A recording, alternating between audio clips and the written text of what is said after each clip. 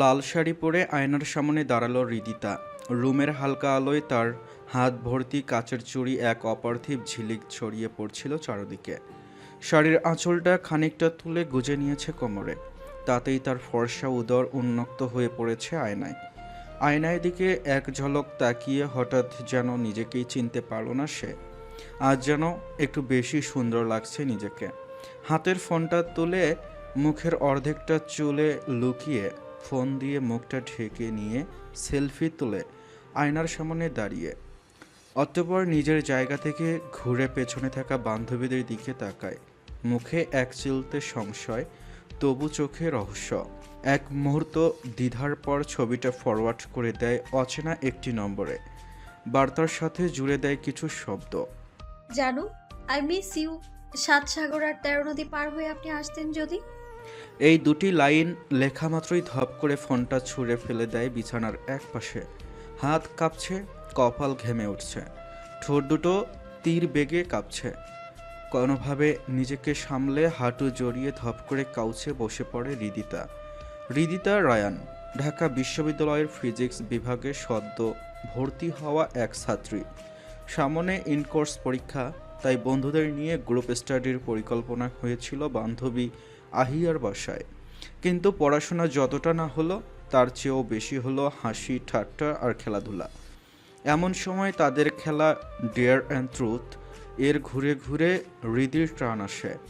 তার জন্য বেছে নেওয়া হয় এক চ্যালেঞ্জ, নিজের ক্রাশকে শাড়ি পরে সেলফি পাঠানো, সঙ্গে একটি প্রেমময় বার্তা। সকলের চাপে পড়ে লজ্জা লুকিয়ে শেষমেশ হৃদি কাজটা করেই ফেলে। বান্ধবীরা তো হেসে গড়াগড়ি খায়, আহিয়া বালিশে মুখ গুজে হাসে, নীলা ভিডিও করতে ব্যস্ত। কিন্তু হৃদি তার মন ভারী হয়ে আসে, কারণ তারা জানে না সে বার্তাটি কাকে পাঠিয়েছে। তার ক্রাশ কোনো সাধারণ কেউ নয়, সে একজন প্রভাবশালী স্বরাষ্ট্রমন্ত্রীর ছেলে, ছাত্র সংগঠনের কেন্দ্রীয় সভাপতি। গুঞ্জন উঠেছে খুব শীঘ্রই সে স্বরাষ্ট্রমন্ত্রীর পদ দখল আসবে। রাজনীতি হৃদির কখনোই পছন্দ ছিল না, কিন্তু আহাদ রাজা মীরকে প্রথম দিন ক্যাম্পাসে দেখেই যেন কোথায় হারিয়ে গিয়েছিল সে। তার রিজার্ভ আচরণ, চোখে তীব্র আত্মবিশ্বাস আর চলার ভঙ্গিমা সব মিলিয়ে আহাদের মধ্যে ছিল এক ধরনের নিঃশব্দ অথচ প্রবল আকর্ষণ। শব্দ নয়, দৃষ্টি দিয়েই সে কথা বলে, আর সেই দৃষ্টির ভেতরেই হৃদি ডুবে গিয়েছিল নিঃশব্দে। বন্ধুরা জানে না এই বিষয়টা, জানে না হৃদির ভালো লাগার মানুষটা ঠিক কতটা প্রভাবশালী, তাই তারা হেসে উড়িয়ে দেয় সব কিছু। কিন্তু হৃদি তা জানে এই খেলার পরিণাম একটা খেলাচ্ছলে শেষ নাও হতে পারে। চট্টগ্রাম শহরের প্রাণকেন্দ্রে এক রাজনৈতিক কার্যালয়। বড় কনফারেন্স টেবিল ঘিরে বসে আছেন দলের কেন্দ্রীয় নেতারা। আলোচনার বিষয় গুরুতর, সাম্প্রতিক ক্যাম্পাস আন্দোলন, জেলা কমিটি পুনর্গঠন। প্রেস আসা এই তরুণ নেতা এখন কেন্দ্রীয় সভাপতির দায়িত্বে। তার চোখে কানে এখনও শহরের রাজপথ, জনগণের নিরাপত্তা আর সাংগঠনিক শৃঙ্খলার কঠিন ছায়া।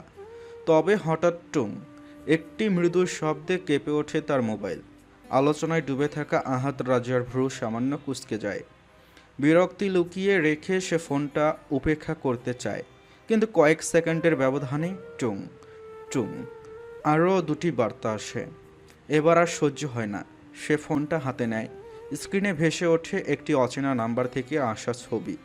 লাল শাড়ি পরা এক প্রেয়সী আয়নার সামনে দাঁড়িয়ে, শাড়ির আঁচলে আলতা করে বাঁধা কোমর, উন্মুক্ত উদর, আর শুধু চোখ দুটো দেখা যাচ্ছে।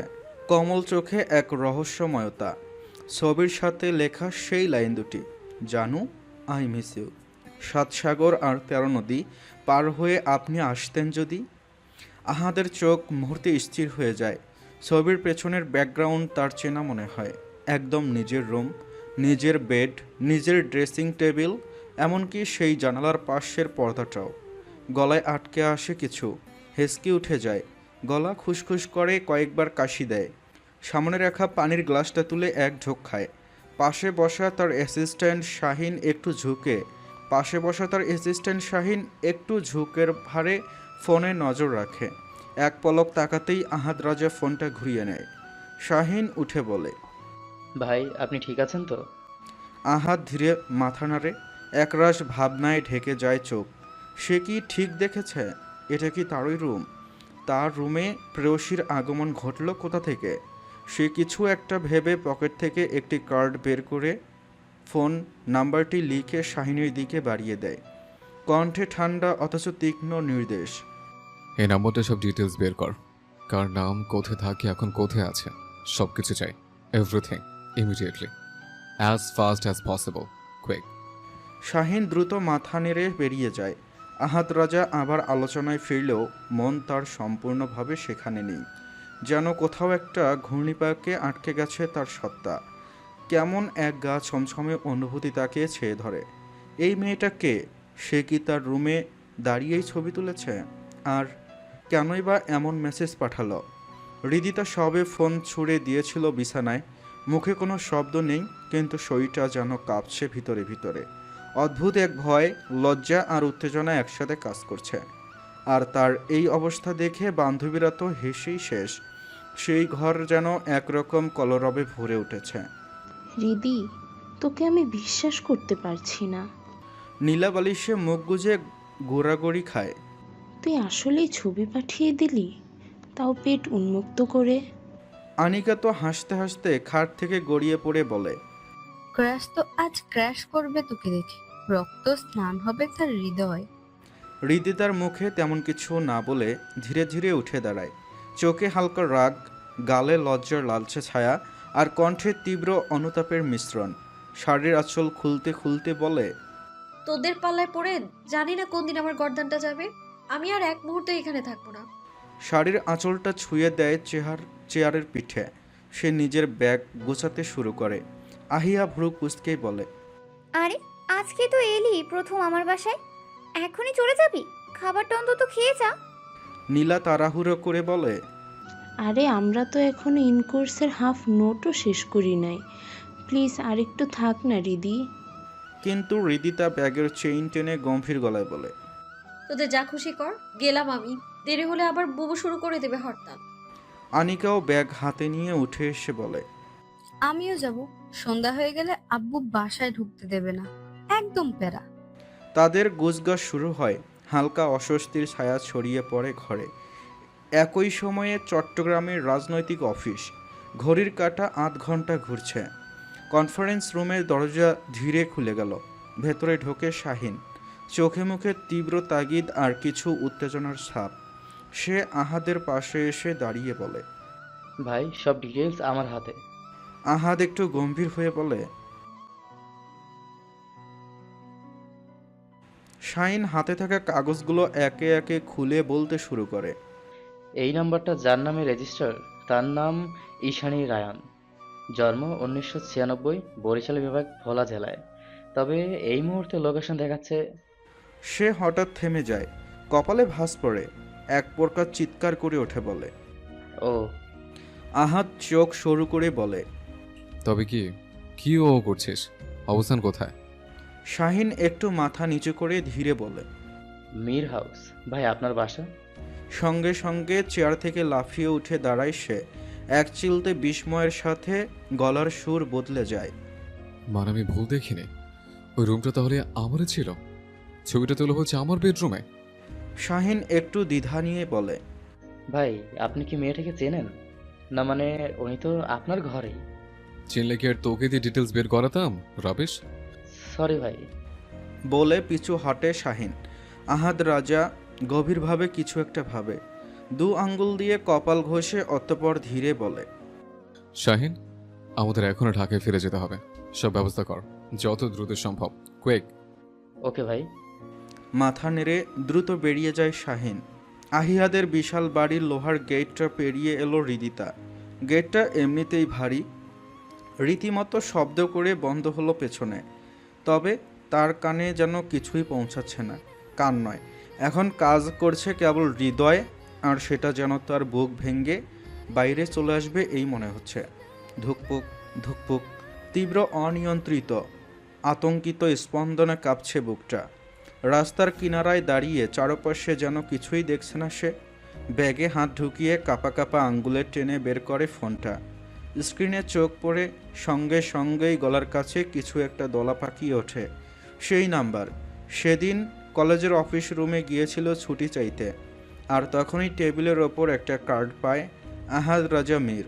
সে আবেগের বশে নাম্বারটা কালেক্ট করেছিল, তবে ভাবেনি সেই নাম্বারে কখনো মেসেজ করবে। কৌতূহল চাপতে না পেরে হোয়াটসঅ্যাপ খুলে দেখে মেসেজটি সেখানে সিন করেছে কিনা বোঝা যাচ্ছে না। তবু এক ধরনের ভয় জমে ওঠে মনে। যদি সে পড়ে থাকে, যদি দেখে ফেলে, তাহলে তো রক্ষা নেই। নিশ্চয়ই এর জন্য তার শাস্তি হতে পারে। সে একটা ঢোক গলদকরণ করে। হৃদিতা বুঝতে পারে অপর প্রান্তের লোকটি তার মতোই হয়তো লাস্ট সিন অফ করে রেখেছে, তাই নিশ্চিত হওয়া সম্ভব না। সে গভীর শ্বাস নেয়। এক মুহূর্ত আর দেরি না করে সেই মেসেজটা ডিলিট ফর এভরিওয়ান করে দেয়। 1 সেকেন্ড অপেক্ষা করে আবারও। এবার পুরো নাম্বারটাই কন্ট্যাক্ট থেকেই মুছে দেয়। ফোনটা বুকের কাছে জড়িয়ে ধরে, চোখ বন্ধ করে ফেলে, যেন বুকের ওপর চাপ দিয়ে একটু প্রশান্তি নিতে পারে। একটা দীর্ঘ নীরব নিঃশ্বাস বেরিয়ে আসে ঠোঁটের ফাঁক দিয়ে। ধীরে ধীরে ঘাড় ঘুরিয়ে একবার তাকায় পেছনে, যেখানে দাঁড়িয়েছিল আহিয়াদের বিশাল বাড়ি। বাড়িটাও যেন কোনো সাধারণ বাড়ি নয়। চারপাশ উঁচু দেয়ালে ঘেরা, ওপর দিয়ে পেঁচানো কাঁথাটার যেন নিরাপত্তার মোড়কে লুকিয়ে রাখা গোপন কোনো ইতিহাস। 3 তলা অফ হোয়াইট দালান, সামনের দিকে কালো রঙের র্যাম্প ঘেরা একটা বিশাল গ্যারেজ। সেখানে 4-5টা সাদা কালো গাড়ি সারি সারি দিয়ে দাঁড়িয়ে। সামনে সুইমিং পুল আর ছাদের ধারে জাতীয় পতাকা। বাগানে সাজানো বিদেশি গাছগাছালির সারি যেন একটু ঝুঁকে অভিজাত্যের আভা বিলিয়ে দিচ্ছে। সবচেয়ে চোখে পড়ে গেটের পাশে সাদা পাথরের ফলকটি, যেখানে চকচকে রূপালী অক্ষরে খোদাই করা মীর হাউস। শ্বেত পাথরের ওপর রোদ পড়ে এখনও ঝলমল করছে নামটা। হৃদিতার এক মুহূর্তের জন্য মনে হয় যেন কোনো মন্ত্রীর বাড়ি, যেখানে ঢুকতে গেলে লাগে পরিচয়, প্রমাণ কিংবা অনুমতি। তার হঠাৎ গলা শুকিয়ে আসে। এদিকে আনিকা তার থেকে কয়েক কদম দূরে এগিয়ে গিয়েছে। হঠাৎ ঘুরে তাকিয়ে বলে, কিরে, দাঁড়িয়ে পড়লি কেন? হৃদিতা চমকে তাকায়, একটু হেসে মাথা নাড়ে। কিছু না। আমি কিন্তু চললাম, দেরি হয়ে গেলে আব্বু বাসায় ঢুকতেই দেবে না। তুই কিন্তু সাবধানে যাস। এই বলে আনিকা রিকশায় উঠে পড়ে। হৃদিতা হাত তুলে নীরব বিদায় জানায়। পরে সে পাশের রাস্তার দিকে এগিয়ে যায়। বুকের ভেতর চাপা কাঁপন নিয়েই একটা হলুদ রঙের রিকশা দেখতে পেয়ে সে ডাকে, মিরপুর 11। রিকশাওয়ালা মামা মাথা নাড়িয়ে রিকশা থামায়। হৃদিতা উঠে বসে পড়ে। হাত ভর্তি কাচের চুড়ি সামান্য বেজে ওঠে, সোনার পাতার মতো ঝংকার তোলে। তাড়াহুড়োয় চুড়ি খুলে রেখে আসতে ভুলে গেছে। সূর্যটা তখন হেলে পড়েছে পশ্চিম আকাশে। আকাশের রং মেখেছে কমলা আর লালচে ছায়ায়, ঠিক যেন তার আজকের পরা শাড়ির মতোই রঙিন, তবে ভেতরে ভেতরে গভীর। অন্যদিকে আহাদ রাজা একা বসে থাকে কিছুক্ষণ। ফোনটা আবার হাতে নেয়। সেই আগন্তুক নাম্বারে ঢুকে দেখে দিস মেসেজ ওয়াজ ডিলিটেড, কিন্তু ছবিটা তো সেভ হয়ে গেছে অটো হোয়াটসঅ্যাপে। সেটাই আবার ভেসে ওঠে ফোনের স্ক্রিনে। লাল শাড়ি, উন্মুক্ত উদর, রহস্যময় চোখ। আয়নার পাশে দাঁড়িয়ে ছবি তুলছে এক প্রেয়সী। আহাদ রাজা এক দৃষ্টিতে তাকিয়ে থাকে ছবিটার দিকে, অতঃপর ঠোঁট কামড়ে ধরে এক তীক্ষ্ণ অথচ ব্যঙ্গাত্মক হাসি দিয়ে থেমে থেমে বলে, আই সোয়ার, মিস জানু, তার চোখে আগুন আর ঠোঁটে খেলার ছোঁয়া। আপনাকে যদি সামনাসামনি পাই কি হবে আমি নিজেও জানি না। আমার 29 বছরের জীবনে এমন একটা ঘটনার প্রথম ঘটল, তো আবার সেই কারিগর আপনি নিচে। তার চোখের দৃষ্টিতে কেমন যেন অদ্ভুত এক ছায়া খেলে যায়। উঠে থাকেন মিস জানু, সে অনাকাঙ্ক্ষিত দিনগুলোর জন্য। চেয়ারটা ঠেলে সরিয়ে উঠে দাঁড়ায় সে। তার চলার ভঙ্গিতে দৃঢ়তা, চোখে এক ধরনের প্রতিজ্ঞা। রুমের দরজা খোলে গম্ভীর মুখে। দ্রুত পায়ে আহাত বেরিয়ে যায় কনফারেন্স রুম থেকে। এদিকে রিকশা চলতে শুরু করে, কিন্তু হৃদিতার মনের ভেতর এখনও তোলপাড়। সে মনে মনে দোয়া দুরুদ পড়তে থাকে যেন তার পাঠানো ছবি আর মেসেজ না দেখে। তবুও প্রশ্ন থেকে যায়, সেই ছবি কি সে দেখেছে? যদি দেখে থাকে তাহলে কি তেমন কিছু হবে? তার কি এত সময় আছে নাকি? অযথা এই সবের পিছনে সময় নষ্ট করবে না নিশ্চয়ই। এই অজানা আশঙ্কার ভেতর দিয়েই চলতে থাকে হৃদিতা রায়হানের জীবনের সবচেয়ে অনাকাঙ্ক্ষিত অধ্যায়ের দিকে। চট্টগ্রাম থেকে মাত্র 40 মিনিটের ভেতরে প্রাইভেট বিমানে করে ঢাকায় নেমে আসে আহাদ রাজা। বিমানবন্দর থেকে বাড়ি ফিরতে আরও 15-20 মিনিট সময় লাগে। সময় তখন সন্ধ্যা 7:45। বাড়ির বিশাল গেট দিয়ে একসাথে ঢোকে 3টি কালো গাড়ি। সামনের গাড়িতে 2জন অ্যাসিস্ট্যান্ট নাহিদ আর শাওন, সাথে নিরাপত্তা রক্ষী। মাঝের গাড়িতে আহাদ রাজা নিজে, সাথে তার বিশ্বস্ত অ্যাসিস্ট্যান্ট শাহিন। পিছনের গাড়িতে তার ব্যক্তিগত গার্ডদের দল কড়া পাহারায়। গাড়ির কাজ ভেদ করে ঘরের আলো ঝলমল করে চোখে আসে। গাড়ি থামতেই ভেতরে হঠাৎ নিস্তব্ধতা নেমে আসে, যেন বাড়ির প্রতিটি ইট পাথর জানে বাড়ির ছেলে ফিরে এসেছে। আহাদ নামতেই বুকের ভেতর কেমন অজানা অনুভূতি ছড়িয়ে পড়ে। ভেতরে গট গট শব্দ তুলে হাঁটতে শুরু করে। ড্রয়িং রুমে ঢুকতেই চোখে পড়ে চারপাশের দৃশ্য। কোনার চেয়ারে চোখে চশমা, ফোনে মনোযোগ দিয়ে বসে আছেন তার মা আফরোজা শেখ। গম্ভীর মুখ, তবু চোখে মুখে একটা অদৃশ্য মায়া। আরেক কোণে তার ছোট চাচি মেয়েকে পড়াচ্ছেন 9 বছরের আদিবা। আহাদ তাকে চাচি আম্মু বলেই ডাকে। আদিবা খাতায় লিখছে, আর তার মিষ্টি গলার জবাব শুনে বোঝা যায় পড়ার চাপ তাকে খুব একটা স্পর্শ করে না। এদিকে মেঝেতে আধশোয়া হয়ে কানে হেডফোন গুজে গেম খেলছে তার চাচাতো ভাই আদিল মীর। বয়স 22 পেরিয়ে 23 ছই ছই, অথচ তার বাদরামি এখনও যায়নি। কোনার আরেক পাশে তার বিদেশি পোষা কুকুরগুলোর সাথে খেলা করছিল ছোট্ট চাচা আশফাক মীর। কালো কুকুরটার নাম সিরিয়াস, বাদামি কুকুরটার নাম কোকো। আহাদ না থাকলে চাচাই ওদের যত্ন নেন। তার সাথে আহাদের একটা আলাদা বন্ধুত্বপূর্ণ সম্পর্ক আছে। চারপাশে কর্মচারীরা নীরবে কাজ করে যাচ্ছে। আহাদ এবার দ্রুত সিঁড়ির দিকে এগোতেই চাচা ডাক দেন, হাত এত তাড়াতাড়ি চলে এলি, কোনো ঝামেলা হলো নাকি? অস্থির দেখাচ্ছে তোকে। আহাদ মাথা নেড়ে ঠান্ডা গলায় বলে। না চাচু, কাজ শেষ, তাই চলে এলাম। তারপর তার মায়ের দিকে এগিয়ে যায়। আহাদ মাথা সোজা করে সালাম দেয়। আসসালামু আলাইকুম আম্মা। ওয়ালাইকুম আসসালাম। এত তাড়াহুড়ো করছো কেন? কি হয়েছে? আহাদ জোর করে মুখ শক্ত রাখে। কিছু না আম্মা। আর কিছু না বলে দ্রুত সিঁড়ি বেয়ে উঠে যায় ওপরে, সোজা নিজের রুমে। রুমে ঢুকতেই বুকের ভেতর আবারও কেমন এক অচেনা অনুভূতি ভর করে। একবার চোখ বুলায় চারপাশে, সব কিছু যেন স্বাভাবিক। তার দৃষ্টি আচমকা আটকে যায় চেয়ারের ওপর ফেলে রাখা লাল শাড়িতে। মুহূর্তেই বুক ধক করে ওঠে। এটাই তো সেই শাড়ি যেটা পরে এক প্রেয়সী তার কাছে ছবি পাঠিয়েছিল। শাড়িটা হাতে তুলে নিয়ে নিজেকেই নিজে প্রশ্ন করে, শাড়ি এখানে পড়ে আছে, তাহলে প্রেয়সী গেল কোথায়? কণ্ঠ হঠাৎ ভারী হয়ে ওঠে। সে উচ্চস্বরে চিৎকার করে ডাকে, আহিয়া, আহি। দৌড়ে আসে তার ছোট বোন, বিস্মিত চোখে তাকায়। ভাইয়া কি হয়েছে? এভাবে চেঁচাচ্ছ কেন? আহাদ দাঁত কিরমির করে প্রশ্ন ছুড়ে দেয়। আবার রুমে কে এসেছিল? আহিয়ার দৃষ্টি এক মুহূর্তেই শাড়ির দিকে আটকে যায়। মনে মনে শ্বাস বন্ধ হয়ে আসে। ঠোঁট কামড়ে ভাবে, হায় আল্লাহ, রিদি তুই এটা কি করলি? শাড়িটা ভাইয়ার রুমে রেখেই চলে গেলি, আমাকে তো ফাঁসিয়ে দিলি। আহাদ আবার গর্জে ওঠে। কি হলো, কথা বলছিস না কেন? আমার রুমে আসার সাহস হলো কি করে? আহিয়া তড়িঘড়ি করে বলে, সরি ভাইয়া, আসলে আমরা ফ্রেন্ডরা মিলে গ্রুপ স্টাডি করছিলাম। তোমার রুমটা বড়, তাই এখানেই। আহাদ ভুরু কুঁচকে শাড়ির দিকে তাকায়। Group study? শাড়ি পরে?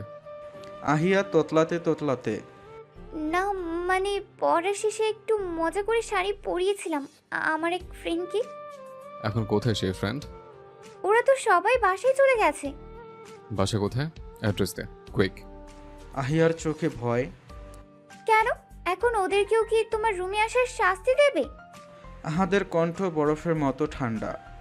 যদি তুই একা একা সব শাস্তি নিতে পারিস, তাহলে কষ্ট করে ওদের খুঁজবো কেন? না না, দিচ্ছি। আহিয়া কেঁপে ওঠে। হাত কাঁপতে কাঁপতে একটা কাগজে ঠিকানা লিখে দেয়।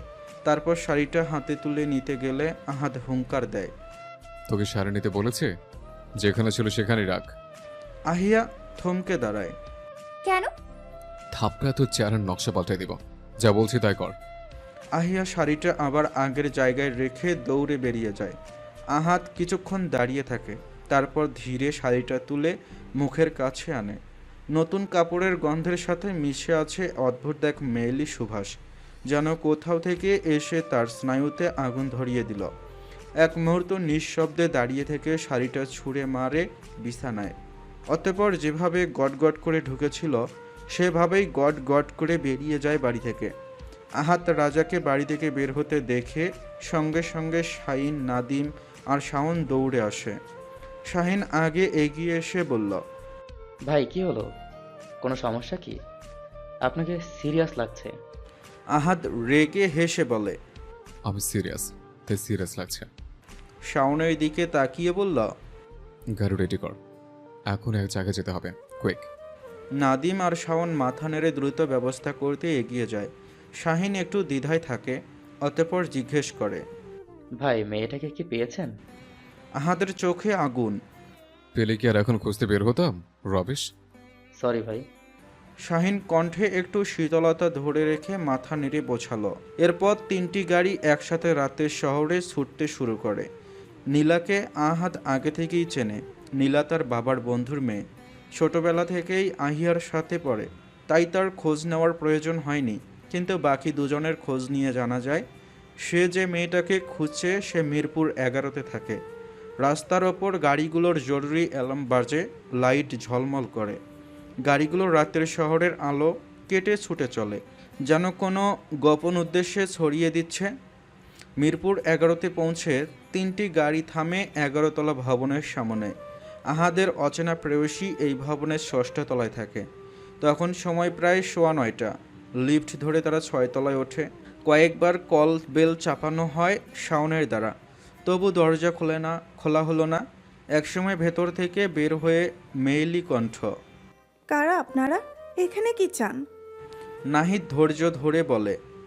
দরজা খুলুন, তারপর বলছি। মেয়েটি এবারও সন্দেহের চোখে বলে, দেখুন, আমি আপনাদের চিনি না, বাসায় তেমন কেউ নেই, আপনারা কাকে চান? আহাদের ধৈর্য এখন টানাপোড়েনের শেষ সীমানায়। একটু বিরক্ত হয়ে দেয়ালের কাছে হেলান দিয়ে দাঁড়ায়। চোখে কালো চশমা। অবচেতনভাবে ফোন হাতে তুলে আবারও সেই ছবিটা দেখল। শাওন এবার পরিচয় দিল। ঠিক তখনই দরজাটা টিক করে খুলে গেল। দরজা খুলতেই দেখা যায় বেগুনি সাদা 3 পিস পরে এক মেয়ে দাঁড়িয়ে আছে। গায়ের রং উজ্জ্বল শ্যামবর্ণ। শাহিন এগিয়ে গিয়ে বলে, আমরা ঈশানী রায়ানকে খুঁজছি। মেয়েটি ভয় পেয়ে মাথা নাড়ে। জি, আমি ঈশানী রায়ান। আহাদ ফট করে চোখের কালো চশমা খুলে তাকালো। একবার ভালো করে মেয়েটাকে পরখ করলো। চোখে চোখ মিলিয়ে দেখে। পরে শাহিনকে মাথা নেড়ে বোঝালো, না, এটা সে মেয়ে না। শাহিন বুঝে গেল আহাদের ইঙ্গিত। সে আবার ঈশানীর দিকে ফিরে বলল, দেখুন মিস ঈশানী। ঈশানী কিছুটা ভয়ে উত্তরে বলে, মিস না, মিসেস। আমি বিবাহিত, আমার একটা মেয়ে আছে 8 বছরের। আহাদ চোখ বড় করে তাকায়। হোয়াট? শাহিন পরিস্থিতি সামলাতে এগিয়ে বলে, দেখুন ঈশানী, আপনি আজকে সারাদিন কোথায় কোথায় গেছেন তার ডিটেলস চাই। ঈশানী একটু ভয় পেয়ে কাঁপতে কাঁপতে বলে, আসলে আমি তেমন কোথাও যাইনি, শুধু মেয়েকে স্কুলে দিতে গেছি আর আনতে গেছি। আসার পথে হাসপাতালে গিয়েছিলাম, আমার ননদ অসুস্থ, তাই তাকে দেখাতে গিয়েছিলাম, তারপর বাসায় ফিরেছি। শাহিন বলল। কিন্তু আপনার ফোনের তথ্য তো অন্য কথা বলছে। ঈশানী থেমে ভেবে বলে, ও, আসলে আজকে আমি ফোনটা আমার ছোট বোনকে দিয়েছি, ওর ফোনটা নষ্ট হয়ে গেছে, সার্ভিসিংয়ে দিয়েছে, ওর ভার্সিটি আছে, তাই আজকের জন্য ওকে দিয়েছিলাম।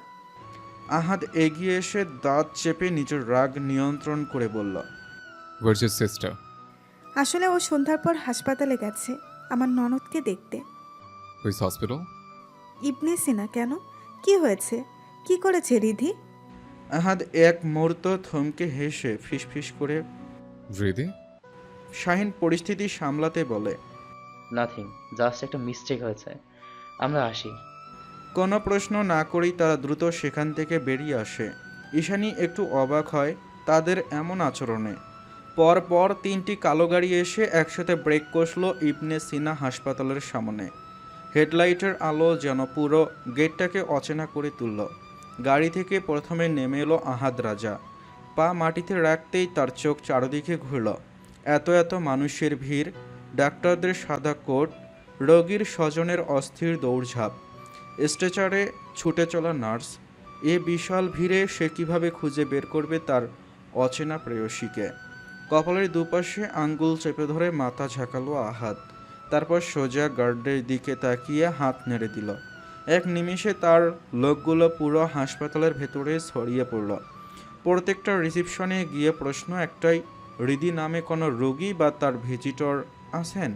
কিন্তু উত্তর মেলেনি। সবাই মাথা নেড়ে না বলেছে। কিছুক্ষণ পর বুঝল এভাবে খুঁজে পাওয়া অসম্ভব। হতাশ হয়ে গাড়ির বনেটে হেলান দিল আহাদ রাজা।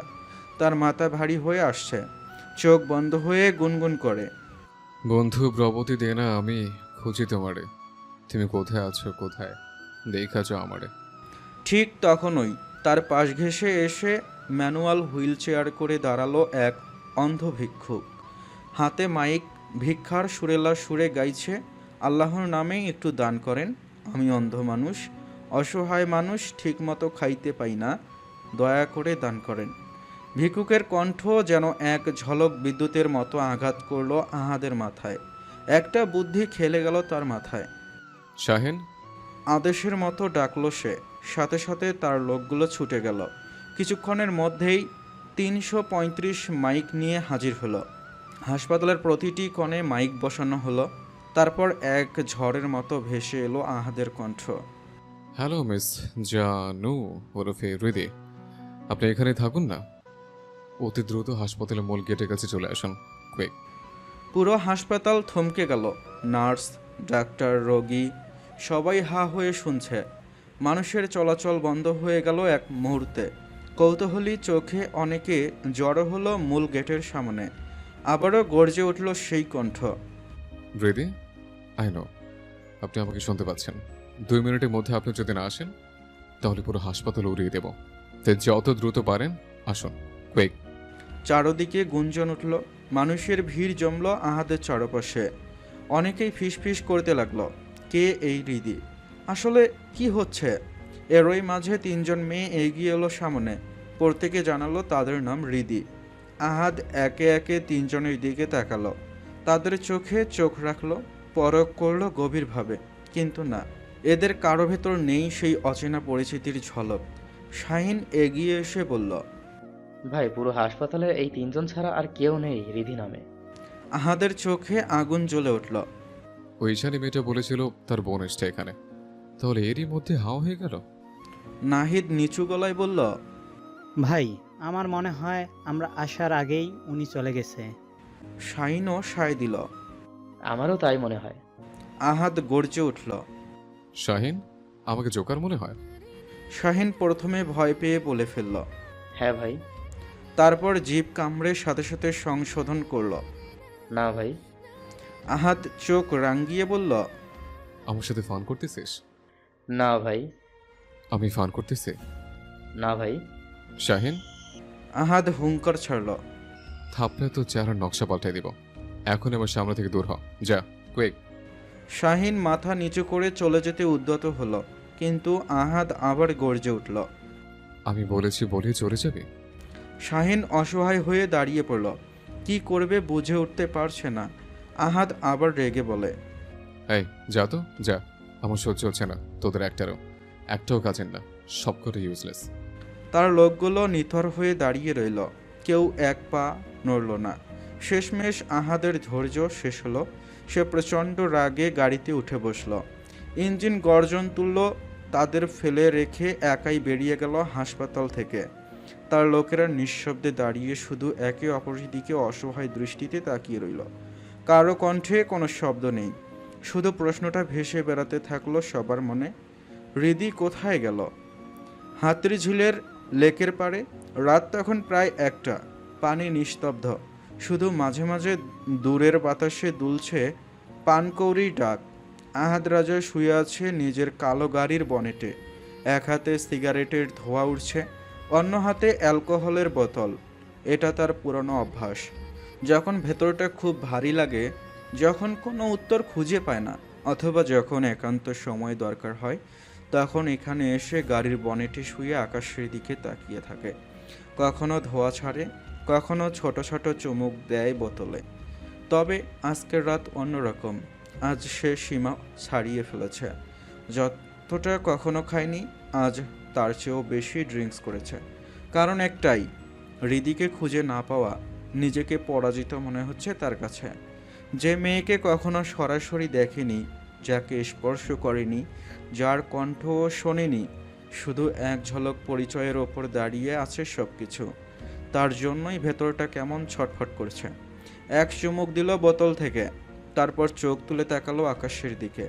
অসীম কালো আকাশে এক ঝলক উজ্জ্বল তারা জ্বলছে।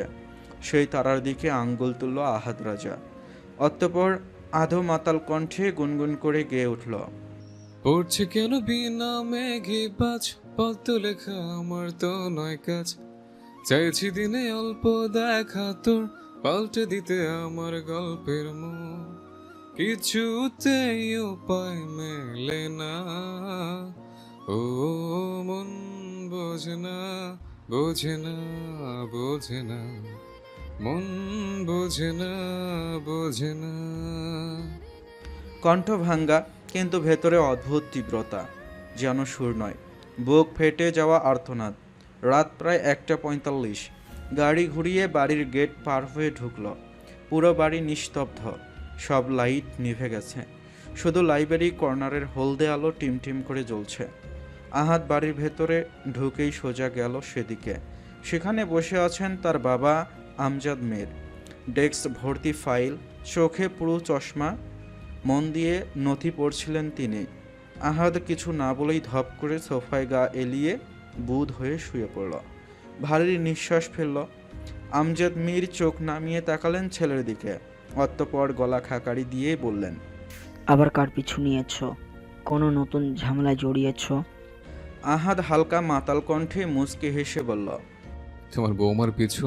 কিন্তু আল্লাহর বান্দি, মাগুর মাছের মতো বারবার হাত ফসকে বেরিয়ে যাচ্ছে, ধরতে পারছি না। আমজাদ মীর চমকে উঠলেন। যে ছেলের রাজনীতি ছাড়া মুখ খোলে না, সে আজ নারীর কথা বলছে। তিনি চশমা নামিয়ে গভীরভাবে তাকালেন ছেলের দিকে।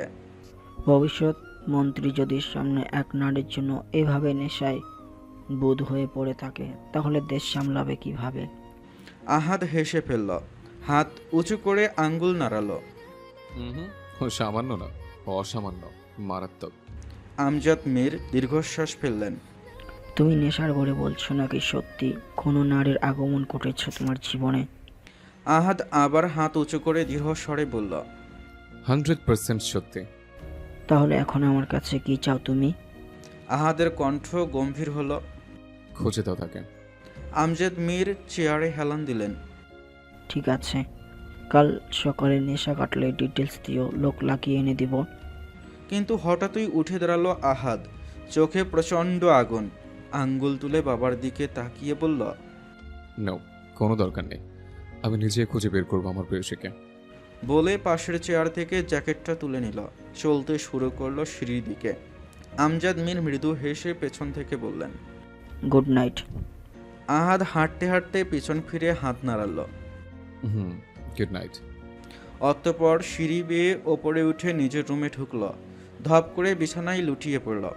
কিছুক্ষণের মধ্যেই গভীর ঘুমে আচ্ছন্ন হয়ে গেল। হঠাৎ ফোনের ভাইব্রেশন। টেবিলের ওপরে রাখা ফোনটা কেঁপে কেঁপে আওয়াজ তুলছে। ভ্রু কুঁচকে যায় আহাদের। ঘুমন্ত হাত বাড়িয়ে ফোন খুঁজে বের করে। চোখ না খুলেই চাপ দিয়ে বন্ধ করে দিল। কিছুক্ষণ নিস্তব্ধতা, তারপর আবারও শুরু হলো ফোনের ভাইব্রেশন। এবার রেগে গেল আহাদ। কপাল ভাঁজ ফেলে বলল, বালের মোবাইল, শান্তিতে ঘুমোতেও দেয় না। রাগের মাথায় রিসিভ করে কানে তুলতেই ওপাশ থেকে ভেসে এলো শাহিনের কণ্ঠ। ভাই আর কত ঘুমাবেন? 12টা বাজতেই গেছে। আহাদ আধো ঘুমের গলা টেনে বলল, সো হোয়াট, আজ 2টা পর্যন্ত ঘুমাবো, ডিস্টার্ব করবি না। নাহলে কি করবো জানিস তো? শাহিন চুপ করে 1 সেকেন্ড, অতঃপর হালকা ব্যঙ্গ মিশিয়ে বলল, ভাই সময় 12টা না, আপনার 12টা বাজতে গেছে। আহাদ চোখ কুঁচকে গেল।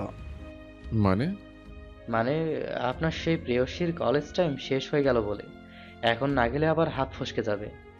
প্রেয়সী শব্দটা শুনতেই আহাদের ঘুম ভেঙে গেল একদম। ফট করে চোখ বড় বড় করে তাকালো। পাশের টেবিলে রাখা ঘড়ির দিকে চোখ গেল। সময় প্রায় 12টার কাটা ছুঁই ছুঁই। দাঁত কিরমির করে উঠে বসল। আর তুই এখন আমাকে ফোন দিয়ে এসে বলতেছিস এখন? ভাই সকাল 9টা থেকে কল করতেছি, আপনি বারবার কল কেটে দিচ্ছিলেন। আহাদ আর কিছু না বলে রাগে আবার ফোন কেটে দিল। তাড়াহুড়ো করে উঠে দাঁড়াতে গিয়েই ধপ, আবার বিছানায় লুটিয়ে পড়ল। চোখ পড়ল নিজের শরীরে, সেই লাল শাড়িটা তার গায়ে পেঁচানো। মুহূর্তেই থমকে গেল, অতঃপর হালকা মুচকি হাসলো নিজের অজান্তেই। এইভাবে শাড়িতে পেঁচিয়ে রাত কাটালাম, অদ্ভুত বটে। কিন্তু সময় তো আর থেমে নেই। সে তাড়াহুড়ো করে উঠে শাড়িটা গুছিয়ে রাখতে গেল আলমারিতে, কিন্তু শাড়ি লম্বায় যেন অন্তহীন। কয়েকবার চেষ্টা করেও ভাঁজ করতে পারল না। শেষমেশ বিরক্ত হয়ে সেটাকে একটা গোল বলের মতো গুটিয়ে আলমারির ভেতরে ঠুসে দিল। যা হোক, পরে সামলাবো। এরপর বাথরুমে ঢুকে দ্রুত শাওয়ার নিল। চুল ভিজে কপালে ঝুলছে, তবুও আয়নায় একবার নিজের দিকে তাকিয়ে হেসে নিল। পকেটে ওয়ালেট গুজে গর্জন করে বলল, জানো, এবার আপনাকে যদি পাই থাপড়ে চেহারার নকশা পাল্টাই দেব। দ্রুত পায়ে বেরিয়ে গেল বাড়ি থেকে। ইঞ্জিন স্টার্টের গর্জন উঠল, চাকা ঘুরতেই ধুলো উড়ল চারপাশে। ক্লাস শেষ করে ডিপার্টমেন্টের সামনে একটা টেবিলে বসে আড্ডা দিচ্ছিল 4 জন মেয়ে, আহিয়া, নীলা, আনিকা আর ঋতু। ক্যাম্পাসের বাতাসে হাসি ঠাট্টার শব্দ ভেসে আসছে। হালকা বাতাস বইছে বটগাছের নিচে। হঠাৎ দূর থেকে ভেসে এলো টায়ারের চিৎকার, চিক। একসাথে থামলো কয়েকটা কালো গাড়ি। সবাই অবাক, পুরো ক্যাম্পাসের চোখ ঘুরে গেল সেদিকে। দেখা গেল কালো গাড়ির দরজা খুলে হুড়মুড়িয়ে নামছে একদল মানুষ।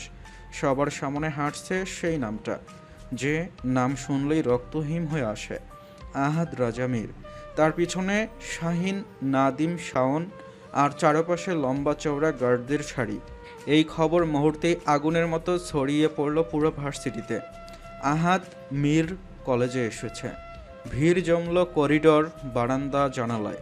সবাই তাকিয়ে আছে, মোবাইল বের করে ভিডিও করছে অনেকে।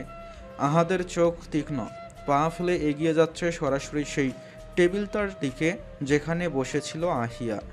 আহিয়া টেবিল থেকে নেমে চুপচাপ ঘুরে চলে যেতে চাইল, মুখ ভার, কারণ সে চায় না কেউ বুঝুক যে আহাদ তার ভাই। যতবার মানুষ জানে ততবার ভয়ে দূরে সরে যায় তার কাছ থেকে। কিন্তু আহাদের চোখ এড়ানো সহজ নয়। গভীর গলায় ডাক দিল, ওই আহি, কই যাস? এদিকে আয়। আহিয়া দাঁড়িয়ে গেল, চোখে বিরক্তির ছাপ। ধীরে ধীরে এগিয়ে এলো ভাইয়ের দিকে। তার পিছনে কৌতূহলী হয়ে দাঁড়ালো নীলা, আনিকা আর ঋতু। আহাদ 2 আঙ্গুল দিয়ে নাক ঘষল। এই ভঙ্গিটা তার অভ্যাসের মতো। কিরে, আমাকে থেকে পালিয়ে যাচ্ছিলে কেন? কোথায় পালিয়ে যাচ্ছিলাম? আহাদ এবার চোখ ঘুরালো আহিয়ার বান্ধবীদের দিকে, মুখে হালকা হাসি টেনে বলল, তোর বান্ধবীদের সাথে পরিচয় করাবি না? তোর ভাই এসছে। আহিয়া অনিচ্ছুকভাবে বলল, নীলাকে তো চেনই। নীলা মুচকি হেসে হাত নাড়ালো। হাই আহাদ ভাই। আহাদ শুধু চোখের ইশারায় জবাব দিল, তারপর তাকালো বাকিদের দিকে। আহিয়া বলল, এটা আনিকা আর ও মিতু।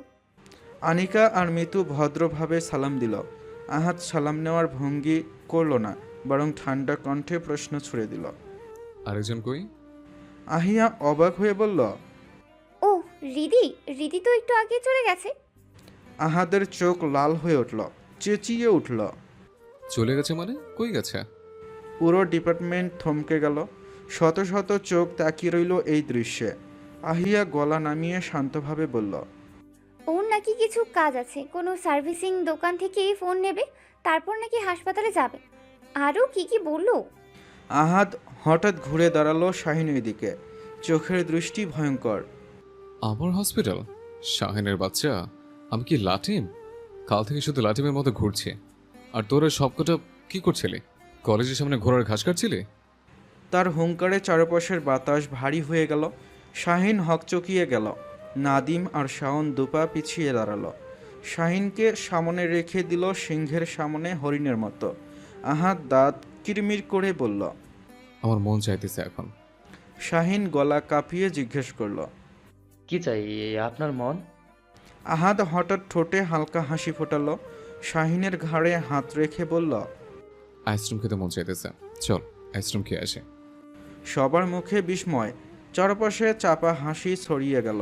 পিছন থেকে হঠাৎ আহিয়ার কণ্ঠ ভেসে এলো, ভাইয়া আমাদেরও নিয়ে যাও। আহাদ একটু ঘাড় বাঁকিয়ে বোনের দিকে তাকালো, তারপর দম্ভ ভরা ভঙ্গিতে ঘোষণা দিল, চল সবাইকে খাওয়াবো। আহাদ রাজা মেয়ের পক্ষ থেকে আজ সবার জন্য ফ্রি ফ্রি ফ্রি। পুরো ক্যাম্পাসে যেন এক মুহূর্তের জন্য বজ্রপাত হলো, কিন্তু আহাদের দলের লোকেরা যার ভেতরে ভেতরেই কাঁপছে। তারা বোঝে ভাই হঠাৎ খুশি হলে তার পেছনে লুকিয়ে থাকে আরও বড় ঝড়ের আগমন। ভার্সিটির গেট পেরিয়ে রাস্তার অপর পাশে এক বিশাল আইসক্রিম পার্লার। সেখানে ভেতরের এক কোণে বসেছে আহিয়া, নীলা, আনিকা আর ঋতু। সবার হাতে ঠান্ডা ঠান্ডা কাপে আইসক্রিম। হালকা রোদে ঝলমলে করছে সেই কাপের রঙিন স্কুপগুলো। আহিয়া ধীর সুস্থে খাচ্ছে, নীলা কিছুটা চুপচাপ, কিন্তু আনিকা আর ঋতু চোখ ঘুরিয়ে ঘুরিয়ে তাকাচ্ছে অন্য টেবিলের দিকে, যেখানে বসে আছে আহাদ, রাজা, মীর। অন্য সবার মতো সাধারণভাবে নয়, বরং উঠে বসেছে পুরো টেবিলের ওপর। খুব মনোযোগ দিয়ে আইসক্রিম খাচ্ছে, যেন পৃথিবীর সবচেয়ে গুরুত্বপূর্ণ কাজ করছে এখন। তার সামনে দাঁড়িয়ে আছে তিনজন, শাহিন, নাদিম আর শাওন। তারা দাঁড়িয়ে আছে ঠকঠক করে কাঁপছে, কারণ তাদের শাস্তি হিসেবে বিশাল বিশাল বরফের খণ্ডের ওপর খালি পায়ে দাঁড় করিয়ে রাখা হয়েছে। হাতে ধরা ঠান্ডা আইসক্রিম, পাশে দাঁড়িয়ে আছে গার্ডরা। সবাই চুপচাপ, কারণ সবাই জানে এটা ভাইয়ের খেলা নয়, শাস্তি। আহাদ মাথা উঁচু করে তাকালো তাদের দিকে, ঠোঁটে অদ্ভুত হাসি ফুটল। কি হলো, খাচ্ছিস না কেন? খা, যতক্ষণ এই বরফ গলবে ততক্ষণ পর্যন্ত আইসক্রিম খেতেই হবে। শাহিন, নাদিম আর শাওনের ঠোঁট নীল হয়ে যাচ্ছে ঠান্ডায়, কিন্তু কিছু বলার সাহস নেই কারো। বরফ গলছে ধীরে ধীরে, তাদের শরীরের কাঁপুনি ততই বাড়ছে। আনিকা ভয়ে ফিসফিস করে বলল, এই আহিয়া, তোর ভাইয়া তো নির্দয় কেন? কোনো মায়া দয়া নেই নাকি? এটা তো শুধু ট্রায়াল, এর চেয়েও ভয়ঙ্কর শাস্তি পেয়েছে ওরা বহুবার। আনিকা আর মিতু একে অপরের দিকে তাকালো, চোখে ভয়, অবিশ্বাস। তারা জানতো আহাদ রাজা নাম, তার দাপটের গল্প, কিন্তু এতটা নির্মমতার সামনে থেকে প্রথম দেখল। নীলা কিন্তু চুপ, সে অনেক কিছু জানে, আহাদের ভেতরের অন্ধকার দিকগুলোর সাথে পরিচিত। আর এদিকে আহাদ কোনো কিছুর পরোয়া না করে আস্তে আস্তে নিজের আইসক্রিম খেয়ে যাচ্ছে। তার ঠোঁটের কোণে ভেসে উঠেছে রহস্যময় হাসি। সবার মনে তখন একটাই প্রশ্ন, এ কি শুধু খেলা, নাকি ঝড় আসছে আরও বড়? পরদিন সকালবেলা আয়নার সামনে দাঁড়িয়ে তড়িঘড়ি করে ওড়না মাথায় পেঁচিয়ে ফেলল হৃদিতা।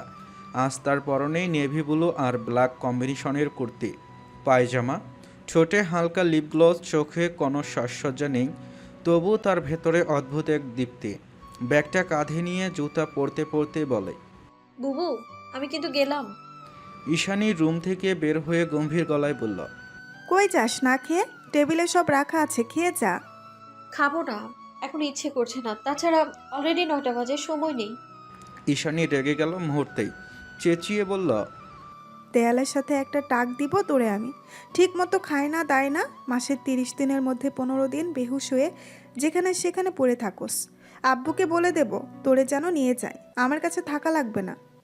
কথাগুলো শেষ হওয়ার আগে হৃদিতা চুপচাপ দরজা ঠেলে বের হয়ে গেল। ঈশানী রেগে ডাকল, রিদি। ডিপার্টমেন্টের করিডর ধরে হাঁটছে হৃদিতা আর আনিকা। দুজনের বন্ধুত্ব অন্যদের চেয়ে আলাদা। তারা দুজন একটু বেশি ঘনিষ্ঠ, কারণ দুজনেই মধ্যবিত্ত পরিবার থেকে আসা। আনিকার বাবা নেভি অফিসার, ছোট পরিবার, এক ভাই এক বোন। আর হৃদিতার পরিবার বড়, 4 ভাই বোন। বড় ভাই ইব্রাহিম, তারপর ঈশানী, এরপর সে নিজে, আর সবার ছোট বোন রাইসা। তার বাবা একজন শিক্ষক আর মা গৃহিণী। তার পুরো পরিবার গ্রামে থাকে, আর সে তার বোনের কাছ থেকে পড়াশোনা করে।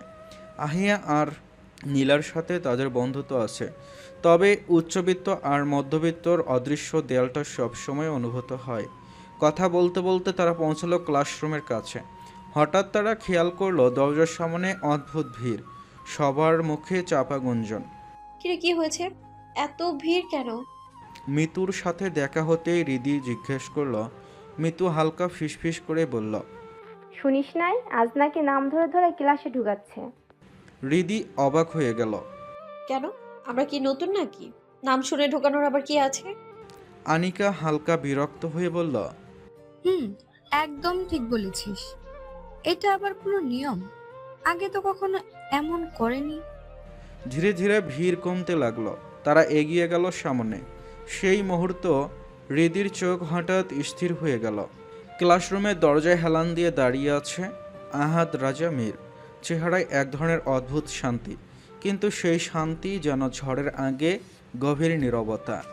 মাঝারি উচ্চতা গড়ন, গায়ের রং হালকা উজ্জ্বল শ্যামলা, একটা নরম দীপ্তিময় উজ্জ্বল মাঝারি টোন, দৃষ্টি কেড়ে নেওয়ার মতো, চোখ ঢাকা কালো চশমায়, চওড়া ঠোঁট, মুখ ভর্তি খোঁচা খোঁচা দাড়ি, গাঢ় চওড়া ঘন ভ্রু, ডান দিকে হালকা চাঁদার মতো কাটা দাগ, যা তার রুক্ষ ব্যক্তিত্বকে আরও রহস্যময় করেছে। গায়ে ব্ল্যাক শার্টের ওপর ধূসর রঙের ব্লেজার, এক হাতে পকেটে, অন্য হাতে মোবাইল, কিছু একটা টাইপ করছে। হৃদির বুকের ভেতর ধক করে উঠল। প্রথমবার যেদিন দেখেছিল সেদিন সাদা পাঞ্জাবি পাজামা পরেছিল, গলায় ঝুলানো ছিল একটা ওড়না। তারপর ফেসবুকে কয়েকবার গোপনে দেখা হয়েছে, কিন্তু আজ আবার এভাবে সরাসরি তার চোখের সামনে দাঁড়িয়ে হৃদি তার নিজের নিঃশ্বাসই হারিয়ে ফেলল। মুহূর্তেই মনে পড়ে গেল সেই মেসেজের কথা। যদি আজ সে চিনে ফেলে, যদি বুঝে যায় সব কিছু। হঠাৎ দুপা পিছিয়ে এলো হৃদি। মনে হলো ঘুরে চলে যাওয়া ছাড়া উপায় নেই, কিন্তু আনিকা হাত ধরে টেনে বলল, কই যাস? ক্লাস করবি না? হ্যাঁ। শাহিন নাম ধরে ডেকে ভেতরে ঢোকাচ্ছিল সবাইকে। প্রথমে আনিকা নিজের নাম বলল, শান্তভাবে ভেতরে ঢুকে গেল। এরপর এলো হৃদির পালা। শাহিন তাকিয়ে জিজ্ঞেস করল, নাম? গলা শুকিয়ে এলো, তবু হৃদিতা বলল। হৃদিতা। এক মুহূর্তেই ভেতরের বাতাস জমাট বাঁধল। আহাদ ফট করে চশমা খুলে ফেলল। চোখে আগুন আর অচেনা উন্মাদনা। ঠোঁট থেকে বেরিয়ে এলো সেই শব্দ, মিস জানু। হৃদিতা মুহূর্তে চমকে তাকালো। তার সারা শরীর যেন বরফের ন্যায় জমে গেল, কিন্তু নিজেকে সামলে নিয়ে কড়া স্বরে বলল, না, আমার নাম হৃদিতা রায়ান। আহাদ চোখ রাঙ্গিয়ে আবার বলল, মিস জানু। হৃদি এবার রাগ সামলাতে না পেরে বলল, আপনি কি কানে কম শোনেন? আমি বলেছি হৃদিতা। র ইকার রি, দ ইকার দি, ত আকার তা। হৃদিতা। আহাদের রাগ মুহূর্তে চরমে পৌঁছালো। এক ঝটকায় হাত বাড়িয়ে শক্ত করে ধরে ফেলল হৃদিতার হাত। সবার চোখ বড় বড় হয়ে গেল। আহাদ গর্জে উঠল, শাহিন, 2 মিনিট। জাস্ট 2 মিনিটের মধ্যে এই ক্লাসরুম ফাঁকা চাই আমি। কুইক। শাহিন, নাদিম, শাওন সবার মুখে সাদা হয়ে গেল। গার্ডরা সাথে সাথে নড়ে চড়ে উঠল। ছাত্রছাত্রী সবাই ভয়ে তাড়াহুড়ো করে বের হতে লাগলো। ক্লাসরুম একেবারে নিস্তব্ধ হয়ে গেল। শুধু দাঁড়িয়ে রইল আহাদ আর হৃদিতা, দুজনের চোখে চোখ, আর চারপাশের বাতাসে অদ্ভুত এক ঘন চাপা উত্তেজনা। এক হাত দিয়ে ক্লাসরুমের দরজাটা টেনে বন্ধ করে দিল আহাদ। দরজার শব্দটা যেন গোটা রুমে প্রতিধ্বনিত হলো। চারপাশে হঠাৎ যেন নির্জনতা নেমে এলো। কেবল শ্বাসের শব্দগুলোই শোনা যাচ্ছে, হালকা কাপা নিঃশ্বাস। মুহূর্তের মধ্যে সে এক ঝটকায় হৃদিকে দেয়ালের সাথে চেপে ধরল। হৃদির দুহাত সে মাথার ওপরে তুলে এক হাতে শক্ত করে ধরে রেখেছে, অন্য হাতটা তার কোমরে, আর নিজের বুক আর পায়ের জোরে এমনভাবে আটকে দিয়েছে যে সামান্য নড়াচড়ারও উপায় নেই। হৃদিতা শিউরে উঠল ভয়ে। তার বুকের ভেতর ধুকপুক ধ্বনি, যেটা গোটা রুমে বাজে। শরীর ঘামে ভিজে গেছে, তির তির করে কাঁপছে সে, চোখ বড় বড় হয়ে আছে আতঙ্কে। আহাদ এবার মনোযোগ দিয়ে তাকালো তার দিকে। জীবনে যে ছেলেটা কোনো দিন কোনো মেয়ের দিকে ফিরেও তাকায়নি, আজ সে অদ্ভুত তৃষ্ণায় ভরা চোখে হৃদির প্রতিটা রেখা খুঁজে দেখছে। ফর্সা মায়াবী মুখ, নিখুঁত চোখ, নাক, চিকন গোলাপি ঠোঁট, যা ভয়ে কাঁপছে তিরতির করে। চোয়ালের ডান পাশে ছোট্ট একটা আবসা তিল, যা এই মুহূর্তে তার সমস্ত রাগকে আরও অস্থির করে তুলল। কিন্তু হৃদির শরীরের কাঁপন আর হাঁপড়ের মতো ওঠানামা করা নিঃশ্বাসের শব্দ আহাদের ধ্যান ভেঙে দিল। হৃদি কাঁপা কাঁপা কণ্ঠে বলল, কি করছেন? ছেড়ে দিন আমায়, দয়া করে ছেড়ে দিন। আহাদের চোখ হঠাৎ রাগে লাল হয়ে উঠল। ঠোঁট কামড়ে নিচু গলায় বলল, ঘন্টা 36 ঘন্টা আমাকে ঘাটিয়েছিস। ভেবেছিস শাস্তি না দিয়ে তোকে ছেড়ে দেব? হৃদি বিভ্রান্ত, ভয়ে বুকটা কেঁপে উঠল তার। কি বলছেন? আমি বুঝতে পারছি না, প্লিজ ছেড়ে দিন আমায়। আহাদ দাঁত কিরমির করে আরো শক্ত করে চেপে ধরল। কজন কিভাবে শাড়ি পরে ছবি পাঠিয়েছিস? হ্যাঁ, কজনকে আমার মতো করে সিরিজ করেছিস? হৃদিতা যেন জমে গেল মুহূর্তেই, মাথায় বাজ পড়ার মতো শিহরণ বয়ে গেল সারা দেহে। শাড়ি পরা সেই ছবির কথা ভেবেই তার মাথা ঝিমঝিম করে উঠল। মানে আহাদ রাজা সবই দেখেছে?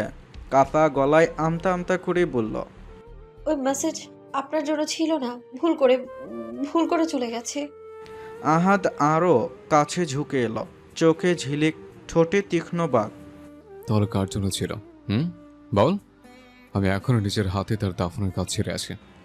হৃদি চমকে উঠল, ভয়ে কেঁপে উঠে বললে, না কারো জন্য ছিল না, ভুল করে পিকটা চলে গেছে আপনার কাছে। আহাদের চোখে তখনও আগুন ঝরছে। ভুল করে কি মেসেজটা এসছে? হ্যাঁ। হৃদিতা মরিয়া হয়ে মোচড় দিয়ে বের হওয়ার চেষ্টা করল, কিন্তু আহাদের বাঁধনের ভেতর থেকে বের হওয়া অসম্ভব। তার নিঃশ্বাস ঘন ঘন পড়ছে, বুকের ভেতর চেপে আসছে কষ্ট। শেষমেশ সে উপায় না পেয়ে আহাদের বাহুতে দাঁত বসিয়ে দিল।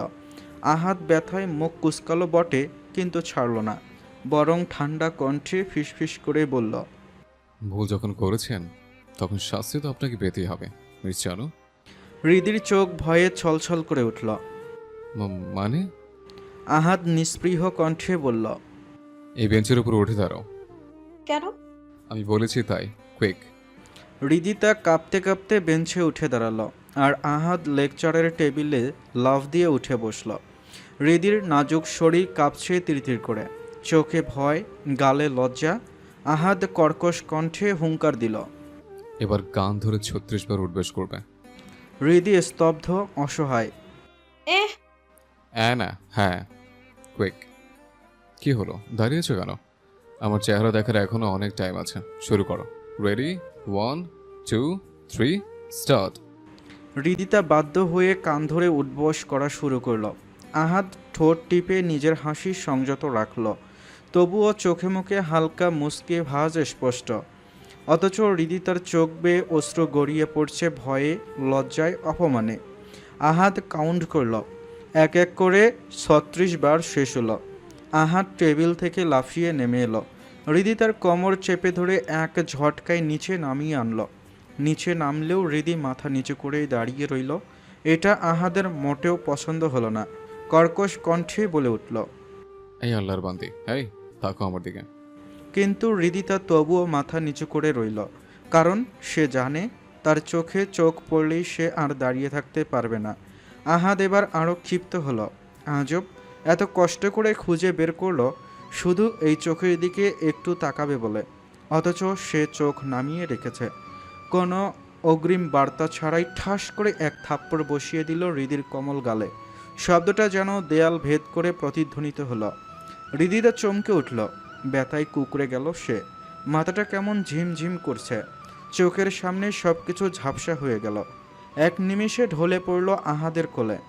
সকালে না খেয়ে এসেছে, তার ওপর পছন্দের মানুষটার কাছ থেকে এই লজ্জাজনক শাস্তি, অপমান, থাপ্পড় সব মিলিয়ে তার পক্ষে সহ্য করা আর সম্ভব হলো না। আহাদ হতভম্ব হয়ে তাকিয়ে রইল নিস্তেজ মুখটার দিকে। বুকটা ধক করে উঠল, চিনচিনে ব্যথা ছড়িয়ে পড়ল বুকের ভেতর। তার চোখে অদ্ভুত এক মুগ্ধতা, এক অচেনা আবেশ। এক মুহূর্ত পর ধীরে ধীরে তার মাথাটা নিজের বুকে চেপে ধরল, কাঁপতে থাকা আঙ্গুলের ছোঁয়ায় চুলগুলো সরালো, ভাঙ্গা নিঃশ্বাসে বলল, আমার সময় নষ্ট করেছিস, আমাকে লাঠিমের মতো ঘুরিয়েছিস, পাগল বানিয়ে ফেলেছিস আমাকে। মুখ বুঝে সহ্য করেছে, আর তুই সামান্য একটা থাপ্পড় সইতে পারলি না। অবশেষে ধীরে ধীরে হাত বাড়িয়ে দরজাটা খুলে দিল সে। দরজা খোলার সাথে সাথেই হুড়মুড়িয়ে ঢুকে পড়ল আনিকা, পিছনে শাহিন। আহাদের বাহুতে নিস্তেজ হয়ে পড়ে আছে হৃদিতা, অচেতন। সাদা ফ্যাকাশে মুখ, ঠোঁটের রং যেন মিলিয়ে গেছে। ছুটে গিয়ে আঁকড়ে ধরে ডাকে আনিকা, চোখে মুখে আতঙ্ক, কণ্ঠে কাঁপন। রিদি, কি হয়েছে রিদির? রিদির চোখ খুল, কি হয়েছে তোর? তার কণ্ঠ ফেটে যাচ্ছিল উদ্বেগ, চোখ ভিজে উঠছিল মুহূর্তেই। কি করেছেন আপনি ওর সাথে? কণ্ঠ কাঁপছিল ভয়ে। আহাদের চোখে মুখে কোনো ভাবান্তর নেই, কণ্ঠে শীতলতা, একরাশ নির্লিপ্ততা। যেটা পাওয়ার যোগ্য সেটাই করেছে। কথাটা ছুরির মতো বিঁধল আনিকার বুকে, কিন্তু তার প্রতিবাদ করার সাহস হলো না, কারণ আহাদের চারপাশে যে এক অদ্ভুত ভয় ছড়িয়ে আছে। হঠাৎই আহাদ হৃদিকে এক ঝটকায় নিজের কোলে তুলে নিল। শাহিন তখন দরজার ফাঁকে দাঁড়িয়ে সব দেখছিল। আহাদের প্রতিটি ইশারায় সাড়া দিতে প্রস্তুত। আনিকার চোখে তখনও আতঙ্ক। আহাদ তার দিকে তাকিয়ে কড়া স্বরে বলল, ক্লাসে ফোকাস করো। আর একটা কথা মনে রেখো, আহিয়া যেন এই ব্যাপারে কিছু জানতে না পারে। আন্ডারস্ট্যান্ড? আনিকা নিঃশ্বাস রুদ্ধ করে শুধু মাথা নাড়াল। প্রতিবাদ করার মতো শক্তি আর সাহস কিছুই অবশিষ্ট ছিল না তার। হৃদির নিস্তেজ শরীরকে বুকে চেপে আহাত ধীর পায়ে দরজা দিয়ে বেরিয়ে গেল। পিছনে ছায়ার মতো হাঁটছিল শাহিন। বাইরে অপেক্ষামান গার্ডরা চারদিক থেকে ঘিরে ধরল তাদের। এমন দৃশ্য যেন পুরো ডিপার্টমেন্টকেই অদ্ভুত নিস্তব্ধতায় আবদ্ধ করে ফেলল। একসময় ভিড় কমল, ক্লাসের স্বাভাবিক পরিবেশ ফিরে এলো। মিরপুর 11-তে এসে গাড়ি ধীরে থামল হৃদিতার ভবনের সামনে। গাড়ির দরজা খুলে নামতেই আহাদের মুখে কোনো ভাবান্তর নেই, অথচ তার কোলে এখনও নিস্তেজ হয়ে পড়ে আছে হৃদিতা। যেন এক টুকরো বরফ নড়াচড়া নেই, নিঃশ্বাসও যেন ক্ষীণ। চারপাশের বাতাসে অদ্ভুত ভারী চাপা উত্তেজনা। আহাদ কোনো দ্বিধা ছাড়াই আবার তাকে বুকে জড়িয়ে নিল। পদক্ষেপ ভারী, চোখে তীক্ষ্ণ দৃঢ়তা, যেন পুরো পৃথিবী থমকে গেছে।